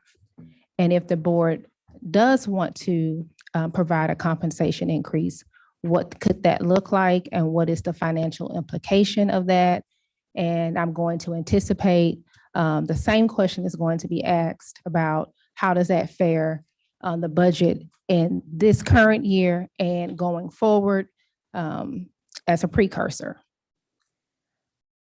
Again, historically, the board has provided a range of raises, at times no raises, depending on the financial condition or financials of the district. There have been flat amounts that have been given. There have been percentage increases that have been given, and there have been a combination of both. If you remember in the 18-19 school year when we had House Bill 3 implementation, I'm sorry, the 19-20 school year, please forgive me, we did the required staff raises, as you can see noted there, for the specific groups that we had to increase their compensation. That was the teachers and the counselors and whatnot. And then we also did the one-time retention bonus for exempt and non-exempt staff members. And then last year, as you can see there, there was a staff percent increase for all staff, of 1.5%. But we did not do, the board did not approve for a one-time retention bonus for the 2020-2021 school year. So that's just some historical context, the last 1, 2, 3, 4, 5 years on what the board has approved. Then at our last budget conversation, what was brought forward were options and how much the options would cost. So if you look at, the first one, if there was no raise given, there would be no financial implication. And the only increases to payroll would be those costs for the staffing additions, but there would be no additional amounts beyond that. Again, these are just options so that you will know how much it does cost if the board wants to give all staff any sort of compensation increase, whether it looks like a percentage increase, whether it looks like a flat rate increase, or whether it looks like a combination of a percentage and a flat rate increase. Again, these are not recommendations. These are options so that you can see how much it will cost, because I know that that is important when you are about to engage in a conversation. In your folder, you have two documents. You have a document that says option A, and then it's red and it's in gray, and it says it's its own separate piece of paper, and it says raise amount 0. It's its own separate document. And then you have another document in your folder that says option B, option C, option D, and option E. And I printed those separately because when I go to the next slide, I wanted you to be able to see that slide on the screen and refer to the paper that you have right there in front of you. So let me go here. Dr. Alfred Stevens? Yes, Is the ma'am. retention the same thing we used to call longevity? No, ma'am. The retention and longevity is two different types of payments. The retention bonus is given in the fall. We usually, when we have distributed it, it's saying, thank you for choosing Aldine ISD, and it's given in a one-time amount, usually in the fall, like in October or early November, usually around a holiday, right before the holidays, Yeah. so that staff feel appreciated with a one-time amount during that time. So it's separate from longevity pay. And I'd like to ask a general question. Mhm. We know things are TRS eligible, but we also know that people like the lump sum amount. Mhm. Mhm. From a staffing perspective, if we're taking that also into consideration, Mr. Mead always points out that something spread out over the whole period, you never see it. However, that may be more advantageous to a majority of the people because it's also TRS eligible. Mhm. Can you have a brief discussion about that as we weigh this? Absolutely. We'd be happy to answer any questions that you may have about that, but to add some context to what you're saying, of course, if it's a one-time retention bonus, that is not, like you just said, your summary, Mr. Shanklin, that compensation is not TRS eligible. However, when you give a flat rate or a percentage increase that's going to be annualized over your 24 pay periods, that is TRS eligible. So sometimes, there are pros and cons on both sides. And depending on where you are in your journey to retirement, of course, you want to get closer to, your highest salary. If you're nearing or approaching that retirement age. And so it would be more advantageous for you to want something to be more TRS eligible. But that's why when we talk about B, C, D, and E, it's a combination of both. So you have one piece that's not TRS eligible, that's the one-time retention piece. And then you have a percentage increase that is TRS eligible. So you're hitting two birds with one stone, if I can say it that way. So to answer your question, there are pros and cons on both sides. It's the pleasure of the board. Ideally, a rendition of both could satisfy the needs of both stakeholder groups, if I'm answering your question. Is there a question on the I table? guess first, let's see if the threshold question. Is the board in favor of any type of salary increase for teachers and staff? That's the threshold question. Yes. Okay, now we can go to the rest of the discussion. Okay, let me make certain everyone but I has do the have one question. presentation. Because I do have one question. Okay. On the retention bonus, did they get that all at one time? Okay, okay. Because if you spread that out over 12 months, that's not much at all, okay? They wouldn't see it. It's the same amount, but they wouldn't see it at one time. It couldn't do much with it at one time. I'm sorry, Mr. Mead, I think. Yeah, I think they heard answered you my say. question is the retention bond money is paid at in one check. Yes, it's usually paid at one time during the fall.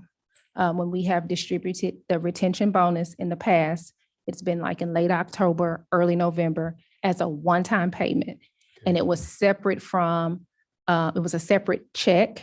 Yeah. So it was not a part of your regular payroll check. And in that same year when the percentage increases were given, of course, the percentage increase was a part of the regular paycheck that came on the 5th and the 20th. And then that one-time retention bonus, I think it was $1,000 for professional staff, and for support staff, it was $500, if I'm remembering correctly. It was given as a one-time payment in a separate check. Am I answering your question, Mr. Mead? Yes, you did. Okay, so the first question on the table is, does the board want to consider offering a compensation increase to all staff? So I think I heard that the board wants to take that into consideration or wants to do that. The next question is, well, how much does it cost? I'm sorry, that's not the next question. The next question, or the next question I would like for us to engage in a conversation about is, what type of compensation increases would the board like to take into consideration? Would you like to just look at percentage increases? Would you like to look at flat rate increases? Would you like to look at a combination of both? We gave you examples of what it would cost. For example, a 1% increase for all staff would cost $5.4 million. So we would have to sustain that $5.4 million forever, okay?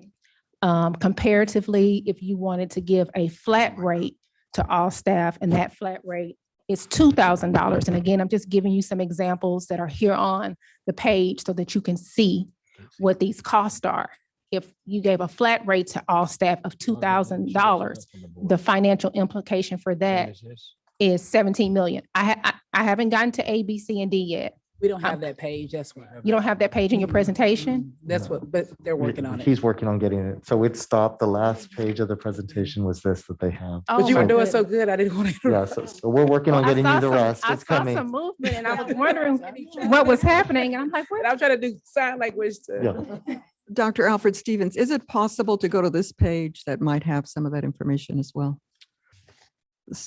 Because it's easier to see the implications. Is that what I'm looking at when I look at the page that says 2021, 22 budget planning? You have the projected 2021, then planning, Okay. then planning 1% and 1,000, planning 1% and 1,500, planning 2% and 1,000, and planning 1% and 1,500. Is that the same sort of related to what you're talking about? It is And it's related. clearer to see here, but let me ask you if we can move, if we're going to move to that.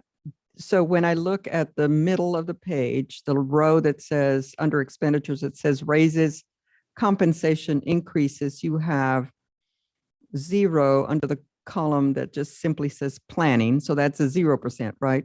Yes, so that Okay. would be equivalent to option A. Okay, and then we have 13.9 for 1%, 1,000. That would be equivalent to option B. And then you have, next to that, you have the 18.2. 18.2, then 19.3, then 23.6. Is that right? Yes. Okay. And I was going to walk us through why I gave you the separate B, C, D, and E, because that correlates to Right. this sheet so that you can see the financial implication of. The 1 year, the one, if we were just to look at it If you solely, just but looked in at this the- way, we're looking at the whole thing. So is that the only, when I go down to the bottom, however, when I look at total expenditures, Mhm. I haven't figured out yet if there are changes in that line, that row that says raises, compensation increases. Mhm. The total expenditures across all of those remains the same. So where is the difference? Where am I not looking Yes, so accurately? there is a line that says ESSER support. It's in blue.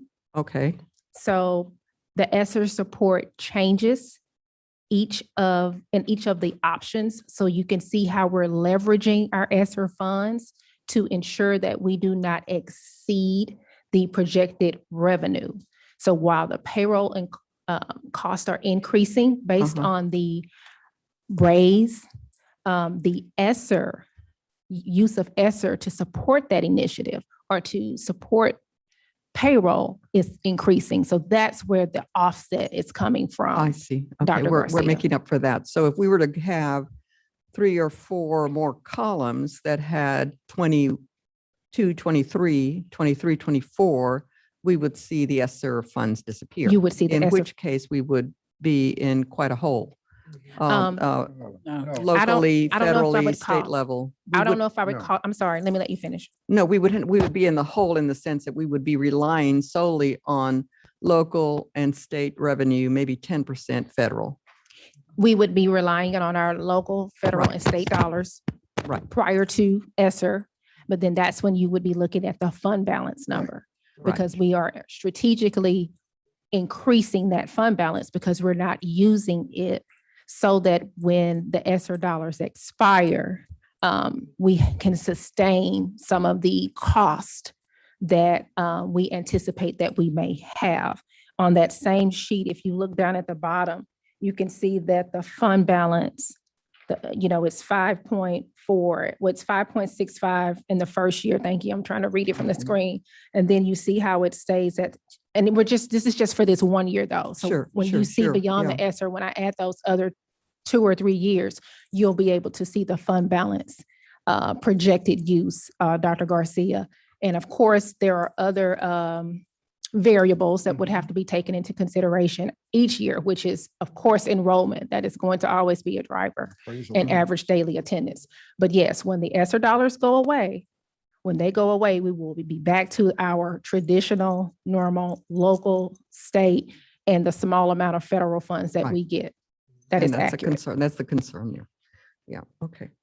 Yes, so that's why the TEA and the federal government is offering this flexibility in usage of our ESSER dollars, and so that we can strategically make certain that our reserves are where they need to be over the next 3 to 4 years to be able to offset any expenses that we'll need to continue to incur once those ESSER dollars are gone.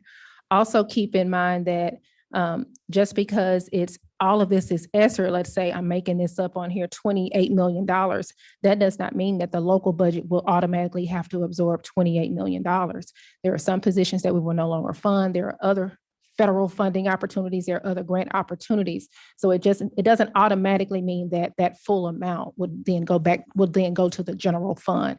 We're going to always lift up our Title I, Title II, Title III, Title IV dollars because we're still getting a sizable amount in those particular federal funding sources and our IDEA B funds.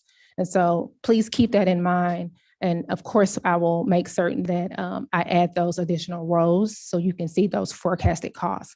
But know that grant funds are always are leveraged in a strategic way so that we can be able to support and lift up our ongoing initiatives. I think Dr. Booker And had that a would be question. after fiscal year 25. I want to be clear on that as well, because we're Yes. going into fiscal year 22. Right. So we have fiscal year 22, fiscal year 23, and fiscal year 24. And then fiscal year 25 is the first year that we would not have our ESSER dollars in this same way. So we know that a lot can happen during that time, but it's incumbent upon us to be strategic in the way we earmark and leverage and restrict our fund balance so that we can be able to absorb costs that we need to project on absorbing. Dr. Booker. Yes, sir. I have a question concerning paraprofessionals. I know you gave us the historical pay increase. Has it ever been so where we pay paraprofessionals, we gave them a higher percentage than our professional staff? And the reason why I'm asking, because I do know we have paraprofessionals in the district making $644 per pay period. And although we gave that big chunk, a year ago, 2 years ago, some of them did not even see that money, but they saw it, but they didn't see a big chunk, as Mr. Mead was saying. So I'm just really concerned. I know we want to be fair to our employees, but is it any way we can make sure that our paraprofessionals are making enough to survive? $644 Every 2 weeks, it's about every 2 weeks $1,500 a for a grown person. Okay. Can you make a note of that, Dr. V? We can definitely look into that, Dr. And Booker. I'm asking, and then as paraprofessionals, I really don't know this answer. Is it based on years, or is it based on experience, or is it just a flat rate of $12.95 an hour? But it's dependent on both. Okay. So it can be lower. It can be lower if they don't have experience. True, depending on the position and what position. the starting salary is. do need us to consider that. That's, Recently, A lot of money. $13 an hour. yeah, it's 12.95. $12.95 is the minimum. $12.95, What is but, the- you know, What's the range for a paraprofessional hourly rate? A lot of money. Is it It's an $12.95? hourly. It is. I don't want to say Okay. the wrong thing. Okay. And we've also have a lot of vacancies among that group, don't we? Those are intentional. You want to speak to that? We do. Right now, we've had more than usual because of the pandemic where we didn't automatically fill the vacancy depending on how many students were back at that campus and so forth for that. However, we are addressing that to get them filled. And to your point, though, coming back, we're going to need them, though, Ms. Avalos. And also, is it true that you can make more as a sub than a paraprofessional? Depending on which pair, there's just hundreds of paraprofessional positions. So in some cases, yes, some cases, no. The difference, though, is that if you are a permanent employee, you're eligible for the benefits. Substitutes are not. And Dr. Booker, one thing too, subs get their sub pay, and then paraprofessionals, remember Dr. Alfred Stevens talked about how they work 187 days, but they're paid throughout the year. And so their pay is, so a substitute may take home more money per month, but a paraprofessional takes money home during the summer, whereas a substitute would not get money during the summer. And then most of our subs have a degree, as most of our paraprofessionals do not. They're not. No, we.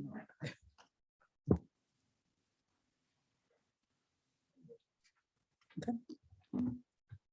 You need some direction, Mr. President, Board of Trustees on the. So I want to go back to make certain I'm understanding the information that I have the team taking notes on so we can be prepared for our next session. So there was a question about going forward, the financial impact of decisions beyond the 2021-2022 school year that we are currently planning for. And then my question or follow-up question is regarding what type of options the board would like to have further information on as it relates to compensation increases for staff. Are we thinking of, or is the board thinking Well- more of just a percentage, just a flat, or a combination of? I The don't two. think I've yet to pick up a consistent vibe, if you will, from the board, but being guided by the document that Dr. Garcia is looking at, are the ones that you showed us with the projections. I am thinking of a percentage and an incentive, some combination thereof. If we Okay, can get some discussion on whether or not, if we're thinking about an increase, are we thinking about a percentage increase and a combination, or one or the other? That's what, Connie. Well, I was leaning towards a percentage, but now if the new information has been brought to the table about paraprofessionals being making such a low salary, hourly, I think they're hourly, right? Mhm. And so I'm thinking, so we've got now the assistant principals that we need to look at. We've got this other category of employees that we need to look at. And again, I'm hearing over here what Dr. Garcia, myself, I support that. We need to look beyond this 21, 22. And when we start giving percentages, we have to maintain that beyond these years. You know, we have to maintain that on on our budget. that is correct. And so we don't need to maintain what we just gave them because that's a one-time. Mhm. Does anybody get a longevity? I used to work salaries administration. Do we have longevity pay? So longevity pay was suspended, I believe, 4 years Okay, ago. 'cause However, it can be reinstated, it can be taken away back and forth. correct, yes, Right. ma'am. And so that doesn't need to, but that does go into your TRS. Yes, it was suspended for any new. Yeah, and you can reinstate it but- whenever you want, whenever you see that fit, which is something we could look in the future. Correct. You could But look. I do as want a- to uh-huh. make sure that y'all understand those who were, those that were receiving a longevity pay were grandfathered, so they continue They continue to get it. to Okay. get the longevity pay. Okay. It's just if you weren't The new one. receiving it 4 years ago, you You're not weren't getting it now. correct. Right. But that would be something to consider in the future if we wanted to maintain It could Uh, be, yes, ma'am. some long withstanding employees. I just think that we need to be really careful because our decisions right now will certainly impact our budget 3 or 4 years. Well, you know, it's something that we need to be very, very careful and conservative about now. Again, we're not going to have those ESSER dollars. So you always have to plan with what you have here. And you know right now you're going to have it, but you may not have it then. So you need to really think about in the future because we do have to. But we also, the most important thing right now is what we are facing right now is that we have a category of employees that have been identified already as being under par. And that's your assistant principal, a key position in any campus, and your paraprofessionals as well. I would think, and so who else is out there in that position that we don't know about? So I can, A trustee, oh, that's I right. can go back to the us. I can go back to the salary study, and we did get presented last year, and I will say some of the paraprofessionals were under market, some were on market, some even above market. So when we talk about paraprofessionals, Not everyone, I it's know. not everyone. I know. There's a certain group. And so we can definitely look at the salary at study those. and we can identify which of those positions. But to they your are. knowledge now, are there any other outside of those two category of employees that need reviewing? Yes, ma'am. I can think of a handful off the top. Then I believe that it merits an overview. Okay. And it merits an overview before we start to plan. It may be that we may lean towards another one-time in an effort to stay conservative right now for our future budget years and be a little more generous because the funds are here, but we know that that doesn't impact our budget in future years. And that would not only keep our employees, like Steve is saying, Mr. Mead saying that, they'll be able to realize the benefit of a one-time. And given the things that going on right now, they might look at that. And I know it's difficult to talk to someone about retirement, what's going to do to your TRS. They're not interested right now. They may not be interested. They have other things that are facing them. So those are things I'm leaning now because of thinking ahead. I'm leaning towards the one-time retention. But along with looking at this other category of employees that are probably having to stay with us because of particular situations in their lives, and that we need to really do the right thing by them. So This is Kanye, the time am to I be able- understanding you to say that you're leaning toward a flat or not a percentage raise at all? Right, None. because we have to sustain that in the I future. understand the reason, but Okay. I'm just trying to get a clarification. That's what So I'm you're leaning not advocating any raise, but No dollar amount, because I'm also leaning towards finding out and reviewing those other category of employees that might need adjustments. Those you will have to maintain in the budget in the future years. Dr. Alfred Stevens, do you have a feel of what the other districts are offering? I cannot see us not giving a raise. not I offering can't either. or a percent or something. If all the other districts going to do and we offer nothing, we're going to be in trouble. No, I'm not saying that we're not. I'm saying we're flat. Remember, we have to sustain that in future years. But a flat is over 24. To answer your question, Mr. Mead, based on what I have heard, I've heard districts are giving in a range from 1% to 3%. That's what I have heard. A few school districts, and I think it was Spring Branch maybe last week that announced 2%. I know that Katy ISD is discussing 2%. And there are others that I see CDFOs where they said, it's 1% right now. But as far as board approved raises, the only one I know that has come out and helped me team is Spring Branch. That's the only 2%. school district that I know where I saw a press release Yes. regarding their staff, board approved staff increases. Mr. Mead, I was on a Region 4 call today with Region 4 superintendents. And so initially when they sent it out, it was during the hold harmless conversations and the CFOs didn't respond. And so they're going to resend it out. And so they're going to compile it and hopefully we'll have it before our next meeting and we can share. Remember, we were the only district that gave, one of the only districts that gave the 1.5. So the ones that are giving above 3%, again, it's the pleasure of the board, but the ones who are, like we know Fort Bend came out with this amount and we were like, oh, Dr. Dupree, you're retiring and making it difficult for us, but they didn't give a raise the previous year. And so those types of things have to be taken into consideration.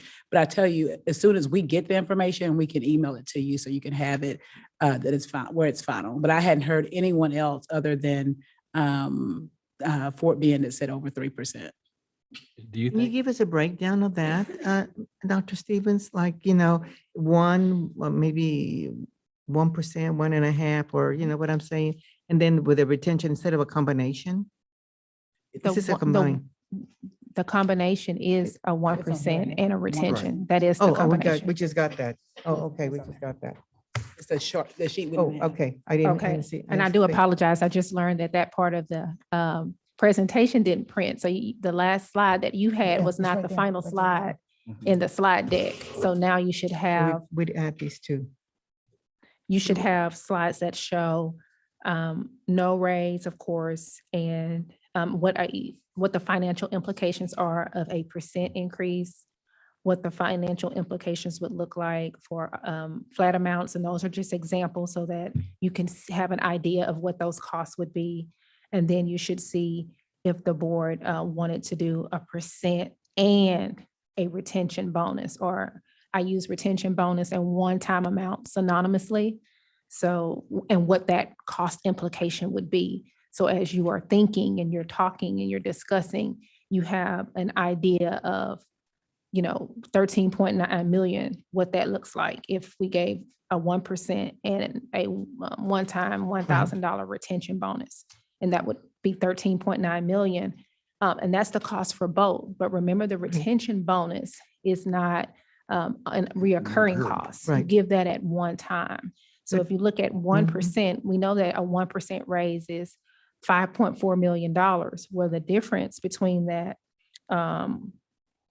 that 13.9 million and that 5.4 million is that one-time amount that we wouldn't have to sustain from year to year. So that's why I was showing you in options A, B, C, B, C, D, and E on the separate page that you have. I put that separately because, like I said, there was a conversation about a % and that being TRS eligible, and we have to sustain that %. But the one-time retention is a conversation year to year. So we don't have to retain that portion of the allocation if the board wants to do a combination of the two. If you just do, Ms. Connie, like you just asked, or you just brought forward a one-time retention bonus with no raise, then it would just be for this year. And then it would not be, not this year, for next year, I'm sorry. And it would not be reoccurring. It would Right. not be a part of the budget every year automatically, and it would not be TRS eligible. So those are just options, and I wanted you to see the financial implication of those options so that you had an idea of what that would cost. And then on that next slide, again, these are just options and how much it would cost if you wanted to just give a $500 flat raise. You wanted to just give a $750 flat raise. That's how much it would cost us. And of course, again, a combination of the two. So again, wanted to get this is the pleasure of the board on what you want us to bring forward to you as part of the budget proposal for this upcoming year so that we have some guidance, so that we're not bringing things that you don't even want to take into consideration. So if you can give us some guidance on what you want us to prepare for you for our next meeting, we'll make sure we bring that forward. Could our budget sustain? Because you've given us as much even as 3%. Even at 3% standalone without the retention in the next 3 years, Yes. So including the category of folks that need adjustments. So adjustments happen as a part of the budget planning process annually. So that's not new or different. I know we're going to bring, Dr. Villarreal and his team will bring forth those adjustments that were based on the TASB compensation study, what that cost would be to make those adjustments.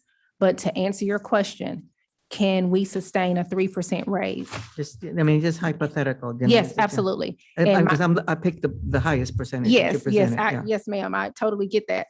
And my answer to that question is yes, because anything that's on here as for options for you to consider, Mhm. what my team and I are saying is that this is something that we can sustain. That's why I did not list an option for 5%, or we did not list an option for 8%. But though it is the pleasure of the board, and we'd have to, figure that out. But in trying to bring forth recommendations and options and good data, the idea is to bring forth sustainable measures or sustainable amounts, Ms. Connie, that we know that with confidence that could be supported should the board make those decisions. Right. And just to be clear, be it 0 or 3% going for whatever it is, we're still zero-based budgeting. We will make it work, but we may have to offset it in other areas. We are still zero-based budgeting. That process is not going to change. So The goal, in that vein, it's sustainable, given the way that we budget anyway. yes. So We're going to make it work. we have to figure it out, Mhm. is what I'm hearing you ask. And the answer to that question is yes, that's why we have zero-based Right. budgeting. But you also have to keep in mind that payroll is the largest percent of our budget, Right. right? So it's 80% of our budget.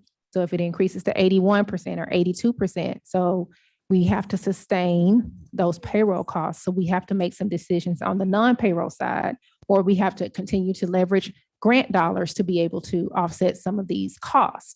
So everything in here for your consideration is based on forecasting forward what we can sustain with or without these infusion of one-time funds. And tell me if it's not a good place to say this, but looking at everything that we've got, including how we're going to leverage our ESSER funds, in several years, our fund balance looks like it's going to be huge. It could be healthy by design. By design, we have to be intentional, Yes. right? And so our goal is to make certain that our fund balance continues to be healthy and gets healthier, especially while we have the infusion of these one-time When does funds. healthy become fat? Never. Isn't the recommended, I'm sorry to interrupt, isn't the recommended number of months that we should have in reserve 3 years at 4 months? 3.5. Best more. practice is at least 3 months. Right, For first ratings greater than 3 months, right. that's optimal. And then, but 2.5 months is still considered in many regards, a decent fund balance. But, optimal fund balance is at least 3 months or 90 days. Yeah, so given this sheet, Mr. Shanklin, the answer here is the months of fund balance in any of these scenarios doesn't change. It's In 5.5 other words, months. it's not getting healthier by this column, this column, this column. They're the same consistently across the bottom. Yeah, but For a Well, single year. I year. think what you were asking understand, is we're looking going, at 1 year. Yes. As we project forward, we're going to be flush, maybe that's the wrong thing to say, but that money is going to go someplace. And I'd much rather it go into our rainy day fund, our fund balance, if you will. And it looks like that's where it's going to go. We're not going to have a way to spend all of the money that we're supposed to spend otherwise. That's just my logic Any anyway. unused funds in any given year Mhm. goes back into our fund balance. Since I have been in this seat and when I was not in the seat and my predecessor, Ms. Azan, was here, and I don't remember much about Dr. Clark because I was way down on the chart at that time. I do not recall a year where we have spent 100% of the budget. So in the last 3 years under my leadership, we have been less than 95%. So we have been adding a significant amount, and those are my words, significant. And some of that was through reconfiguration and managed attrition. Some of that was because of COVID. Some of that is because of the way we have started our budgeting and asking questions and cutting out some of the redundancy and reducing some of the overtime expenses and some of the other things that were causing a lot of unexpected, or not unexpected, unnecessary expenses. Being able to cut back and really, really, really streamline and fine tune our budget planning and monitoring has yielded us results that we want, which is to be efficient in the best way that we can. And efficiency often equates to increases in reserves. Right. And so while And we our budget appreciate is a that. budget, it's a forecast. We project that we're going to spend XYZ dollars. And so at the end of the year, when we don't, it's a happy surprise. And that's what we want. We don't want the uncertainty around or unwelcome surprises where we can't figure out how we make the adjustment. So thankfully, we've been in a position so that when we had to pivot, we've had the funds within the existing budget to do so.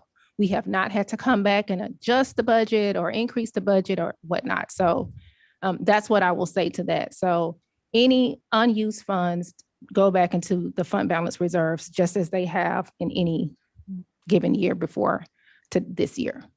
And Dr. Albert one- Stevens. One other real quick thing. Information that I've gotten from the county is that it looks like the ISDs within Harris County, it'll be about a 2% is projected raise for the IS as an aggregate from the information from countywide that I'm getting. Okay. I'm sorry, raised from what? No, the ISDs. Will be given. Raises. Yes, Okay. yes, Teacher raises. teacher raises. Mr. President, My question is as you've met with your team and y'all have talked about and discussed the planning, what would be y'all's recommendation? For staff increases, I know we have to make the decision, but absolutely. Mhm. What we talked about and listening to some of the conversations that you all have had, we talked about some form of a percentage increase coupled with a one-time pay for staff for the upcoming year. That's what elevated in our conversation. And the percent will satisfy, those that are looking for something that's TRS, that contributes to TRS. And then we've gotten a lot of positive feedback about giving a one-time something at a given snapshot in time, usually in the fall, right before, like I said, the holidays. And so based on that, if we had to bring forth a recommendation, it would be for a combination, which included some form of a percent and some form of a one-time amount. Am I answering your question? I think I've been negligent. Mr. Bates's mic has been turned off and I think he has a question. yes, I do. Rose, did you get your question answered? Yes.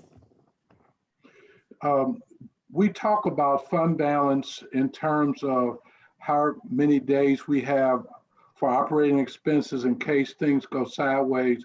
And typically that's the only context that we talk about fund balance. But there is another impact that fund balance has, and that deals with our credit rating as a district, that deals with the cost of money when we go to market, which is a function of our rating, And so, Dr. Alfred Stevens, could you give a couple comments on the connection between fund balance, rating, and cost of money when we have to go to market? Absolutely. And so those credit rating calls, some of the most fun calls I like to take, Mr. Bates, but yes, absolutely. Our credit rating is very impactful to what we pay as far as interest, right? And so the higher your credit rating, the stronger your financial position. And fund balance is one of the indicators that speaks to the healthiness of the district, in addition to your tax base. You know, we have a strong tax base here in Aldine. And so the fact that we have a healthy fund balance reserve that gives our credit ratings a higher marking, right? And so even though we already have what I call tier 1 credit, you know, you always want to maintain great credit, especially when we have refunding. If you all know, earlier this year, we had a bond refunding. And so we were able to capitalize on some net present value savings. And a lot of that was because even though our enrollment was flat, and even though we were seeing, you know, a slight decline because of this COVID experience, our ratings remained unchanged. In fact, the outlook was very positive because of the strength of our reserves. And it was the strength of our reserves, Mr. Bates, over a series of years. So they're not just looking at how we are faring in a single year. They're looking at, you know, the previous 3 years, and then how you're forecasting to use your fund balance, or how your enrollment is going to impact your fund balance, or whatever the case may be in subsequent years as well. So thank you for bringing that to the conversation, Mr. Bates, because our fund balance reserves definitely impact our overall credit ratings, which impacts the interest rates that we yield on our bond payments. So in an effort to try to give you some guidance, it feels like we're looking at some type of percentage raise, and I am seeing peace signs come up. And like I said, to satisfy those people who want to see something right now, I'm also getting indication that there is appetite for a percentage raise and some type of flat fee. And I guess this would be between 1,000 and 1,500, since that's documentation that we have in front of us, or You any have other. documentation of various amounts. Okay. 500, you have 750, you have 1,000, you have 1,500. So don't limit yourself, Okay. Mr. Shanklin. I'm trying to be conservative instead of healthy. But just for a guidance point of view, I think there is appetite for a percentage and some number. I don't get a feel for what that number is. Between 500 and 1,500, I don't get a feel from that. If somebody else wants to chime in, to give them a range or something. I'll put my neck out there and I'll just say what I focus in right now, but I'm not married to it, is a 2% and a 1,500, somewhere in there. Did you say a 2% increase and looking at some sort of one-time? Retention, 1,500. Up to 1,500. Okay. And I would like to add, since we were talking about those groups that we identified, such as paraprofessionals and assistant principals, and I think the other category was teachers, if I'm not mistaken. I know it was assistant principals and parents. What was the other group? Yeah, First year teachers. First year teachers. Okay, but that's another category. I would say that we give a percentage to the group that we need to address to make their pay higher, assistant principals and parents, and then another percentage for everybody else, plus a flat rate. Okay, so I want to make sure I heard what you said, so I'm repeating it for our team. So looking at adjustments or a higher percentage for the groups that were identified that may be out of market, right, in comparison to other like groups. And then a separate or a different percentage increase for all other staff. And flat rate or in the form of a one-time retention? Is that what you mean by flat rate? Okay, so a combination. I think y'all said the same thing as far as some sort of percentage increase and some sort of one-time amount. Is that right?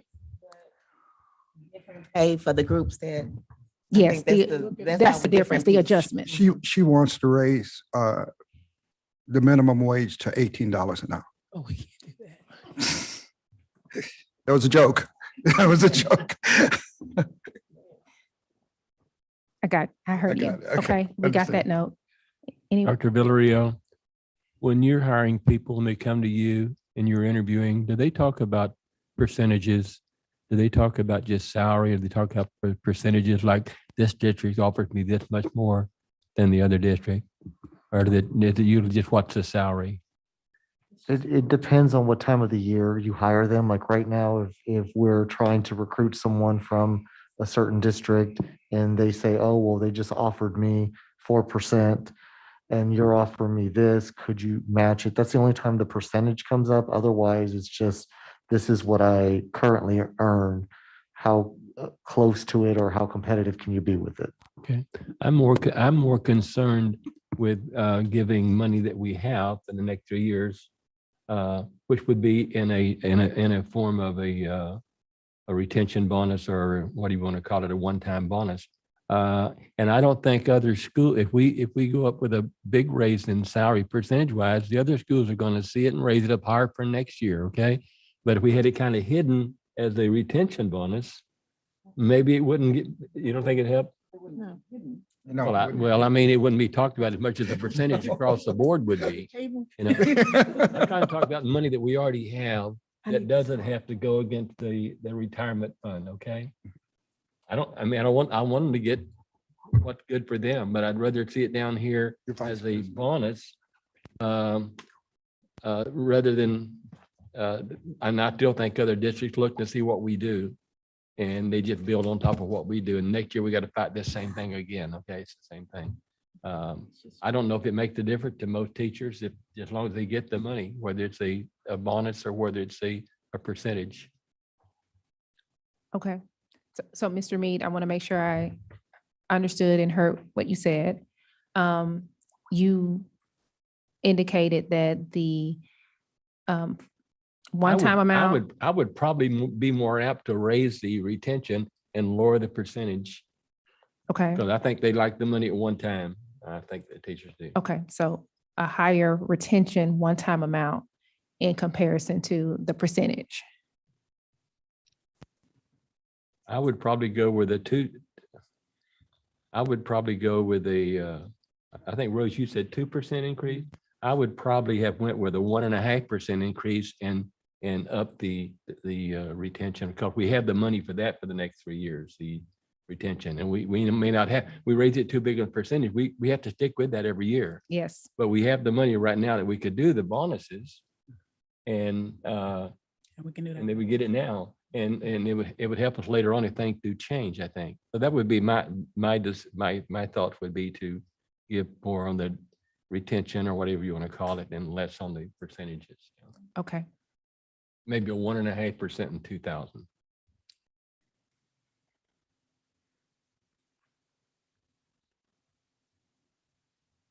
Any other feedback, Dr. Garcia, Ms. Connie?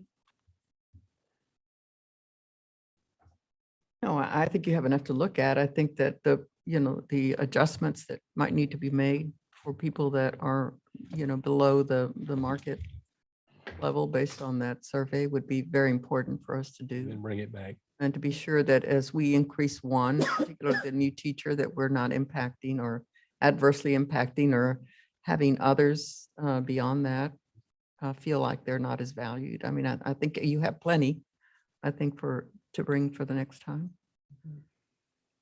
Ms. Connie? given what's been recommended.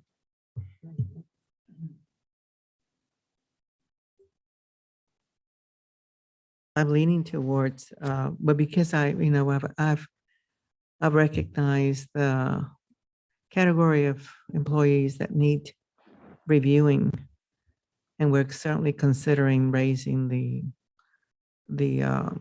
beginning salary of teachers. And now we're considering combination here. That's super impactful, folks. You know, as I see a 2% and 1,500, that's at $23.6 million. Plus you're talking, this does not include your beginning salary of teachers. Mhm. We haven't decided because we still haven't seen the options and the scenarios of 50, is it 1,000, 1,500? What do we want to do there? Then we've got on top of that, another category of folks. So we could hit 30 million easily. Easily, and I know it's going to be over. So you just kicked the bucket on $33.3 million into your fund balance Please remember that. for this 1 year. Now you're Oh, doing, for of course, 1 you year. got your ESSER funds, Right. right? And then it's so not we keep saying, we reoccurring. keep going there, but we need to be careful.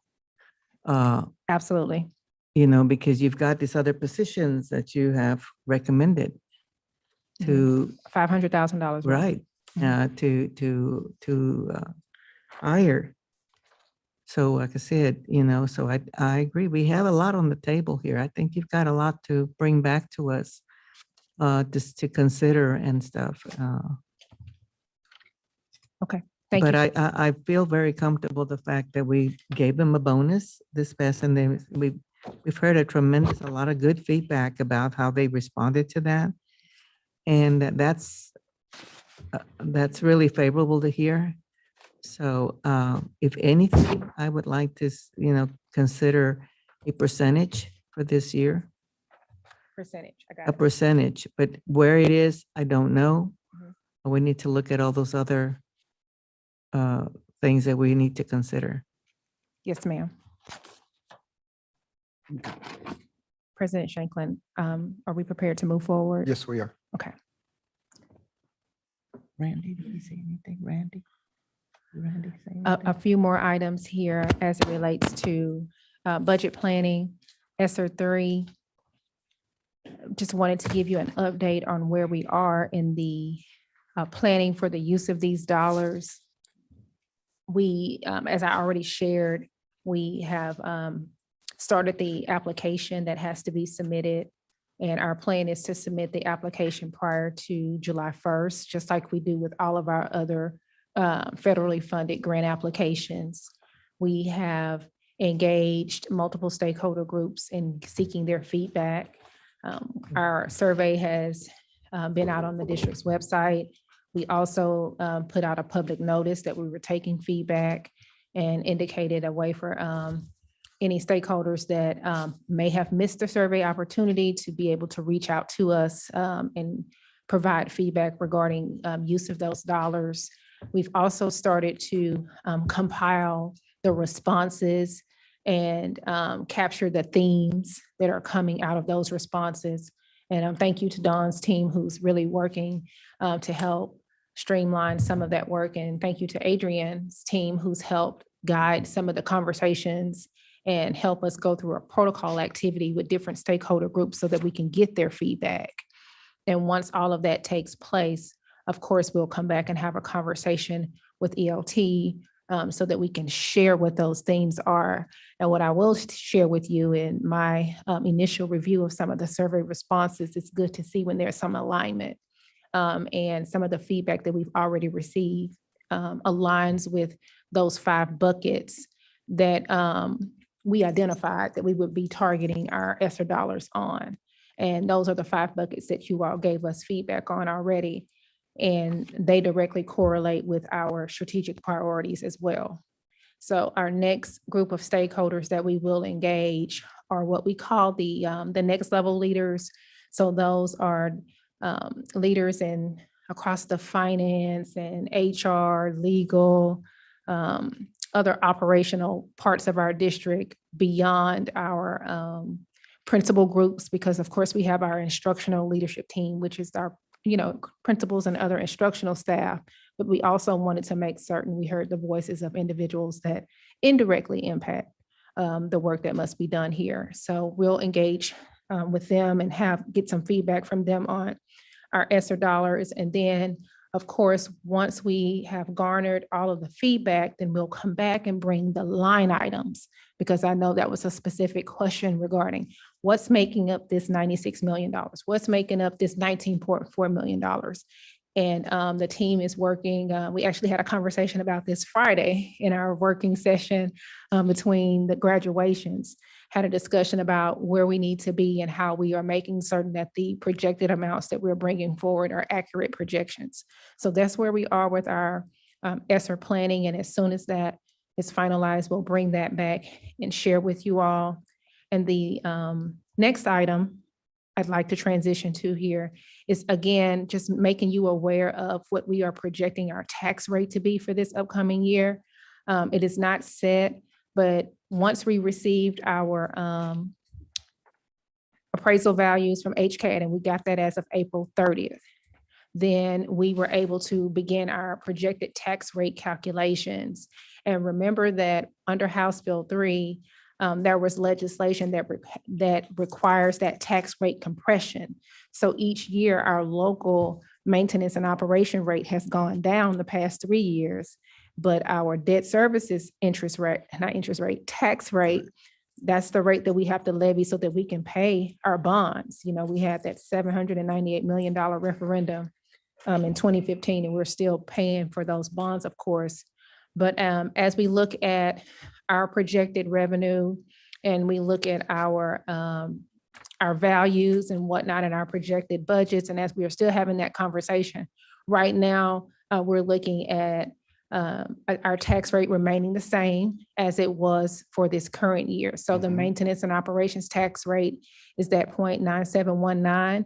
That's before we get the final calculations for the compression. So we anticipate that it's gonna go down because our the overall district's appraisal value increased. So once it increases over the state average, then we have to compress down. So we don't know what that number is yet, but know that our team is actively engaged in making certain that we're monitoring that. And then the interest and sinking interest rate, which pays for our bond indebtedness, that's staying the same as well. And so if we had to ask the board to approve a proposed tax rate today, it would be the $1.27, which is the same as it was this current year. But know that we are projecting that it's going to be less than that, because we know that with required compression, our maintenance and operations tax rate will have to go down. Okay. Do you have a question, President Shanklin? I just want you to make sure to the public, if you can share with the public, just because the tax rate stays the same or goes down doesn't mean that they may not have to pay more taxes. What do you mean? What? Oh, yeah.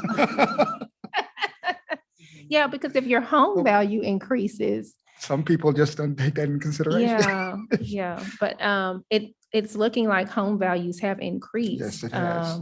And so even though we may be levying a lower tax rate, the fact that your home value has increased, yes, that does yield that your tax payment will be higher. You know, I get that a lot. Y'all keep increasing my taxes. And I'm like, no, our tax rate has actually gone down. So go down there and talk to the county and about your appraisal value. But then I don't want them to do that, because I really want you to, to pay on that assessed value that you've already been given. So Mr. Shanklin, are you protesting your appraisal? I protest my taxes every year. Every year. Ms. Avalos, you protest yours every year too? No. Oh, just this year. Okay, well, know that your school tax is projected to be less than what it was this year. And we don't control your values. Property values.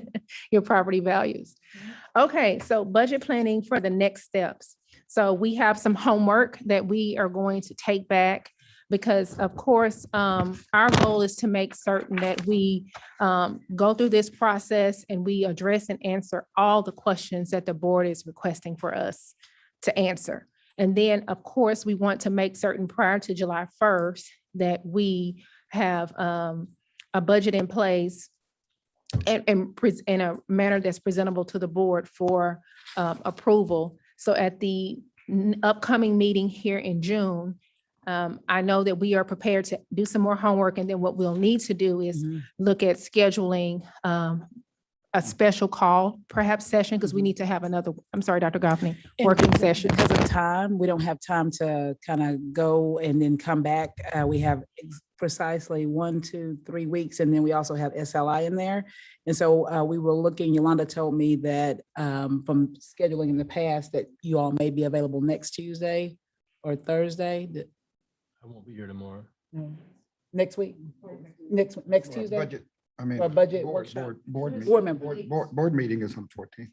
The board meeting's on the 14th, and so, oh, you're right, the 14th, that's not even 3 weeks. Oh, so the 8th, June 8th, I think I should be around. Dr. Booker? It's the following week. Week from today, a week from today. It's the 15th. Yes, ma'am. And does the same time work for y'all? Ask Mr. Bates. Mr. Bates, are you part of this conversation? We're looking at trying to schedule a similar meeting on the 8th of June. That's a week from today. 'Cause our regular To board to meeting is continue the, following. because our regular board meeting, we don't get a summer vacation. Yes, I'm part of the conversation, Mr. Chair. Okay. Do you have any, will the 8th work for you? Yes, sir. Okay, thank you. I can do the 7th, but not the 8th. I Okay, have a this- 5 o'clock call on the 8th. The 7th? Does the 7th work better? What about the That's a 7th? Monday. It's Monday. That We works can for get me. everything done before the end of this week, right? Okay. Get everything Are you done. available? You don't know about Monday? No, I didn't bring my calendar. I know I have to go to Austin. That's why I'm trying to Figure it remember. out. Mhm. Yeah, I cannot do the 8th. I think I can. You think you can? Yeah, it's at. If not, you do it on your phone if you're Yeah. traveling? Yeah. Okay. Does the 7th work for you, Mr. Mead? I'll make it work. Okay. Yeah. What about you, Ms. Connie? Right. So Monday is better for both Dr. Garcia and Dr. Booker, and then Ms. Avalos will, if she's traveling, she'll just, Yeah. she'll call in. Okay. Thank you. Okay. And the time, the 7th. Like 4:30? As early as possible. I like 4? Or 4:30 is good. 4:30. 4:30? 4:30. Okay. Okay. So You got it, Yolanda? Monday, June 7th at 4:30, at 4 o'clock or 4:30? It's a pleasure. of the 4:30. board. 4:30. 4:30, okay? Mhm. We'll be prepared with all of the answers to questions and prepared to engage in any of the conversations the board wants to have. Mhm. And meanwhile, if we collect some information, you or Dr. Vidal, we can go ahead and send it so that they can have an opportunity to review it. I'm hoping Okay. to get the information from Region 4. I'm not optimistic because everybody's holding it close to the vest. Everybody's holding it close. Yes, we'll get that out as soon as possible. One other thing I'd like to throw in, and probably shouldn't even say this, but if you get any information about ESSER 2, will you let us know? Yes, I will let you know. The latest that I've heard about ESSER 2 came from Amanda Bronson is with TASBA, right? And she actually sent us an update on the House Bill 3 cleanup bill, HB, I think 1525. And one of the little nuggets that she left in that correspondence about ESSER 2 was that ESSER 2 will, some form or some amount of it will flow directly to school districts, just like ESSER 3. Now, how much, we don't know. But our ESSER 2 projected allocation is just over $100 million. That's our projected allocation. Now, whether the full amount is going to flow to us like this 235 million with ESSER 3, that's what we don't know yet. So right now we're planning and having conversations, my team and I, about if it's at least half of that. So that's another infusion of $50 million or $52 million that we'd have to leverage and determine the best use of those funds, because again, it's a one-time infusion of funds that will expire in a 3-year period. Oh, yeah. So Amanda Bronson noted that Senator Taylor made comments on the Senate floor that indicated that at least a portion of ESSER two funds would flow unrestricted to LEAs. Right. So that was from the legislative session as they were closing out. So they have not told us, I'm sorry, how much yet, but we know based on that feedback that we're projected to get, all of it or at least a portion of it in an unrestricted way, like our ESSER $3. I just wondered if you had better information than I had. We didn't get a definition of a portion. We knew it was coming, but we just don't know what it is. So that's what I have as of today. Dr. Alfred Stevens, at our next meeting, will you be able to tell us maybe what the other districts are doing percentage-wise as well as maybe the bonuses as well? Yes, if whatever information You is find out. available, I will make certain that we bring it forward. I know Dr. Goffney mentioned that hopefully Region 4 will put out that information here soon and we'll have it before the session. If not, I'll make sure I contact my other counterparts who are really being tight-lipped about Yeah, what. we should be their- as well, huh?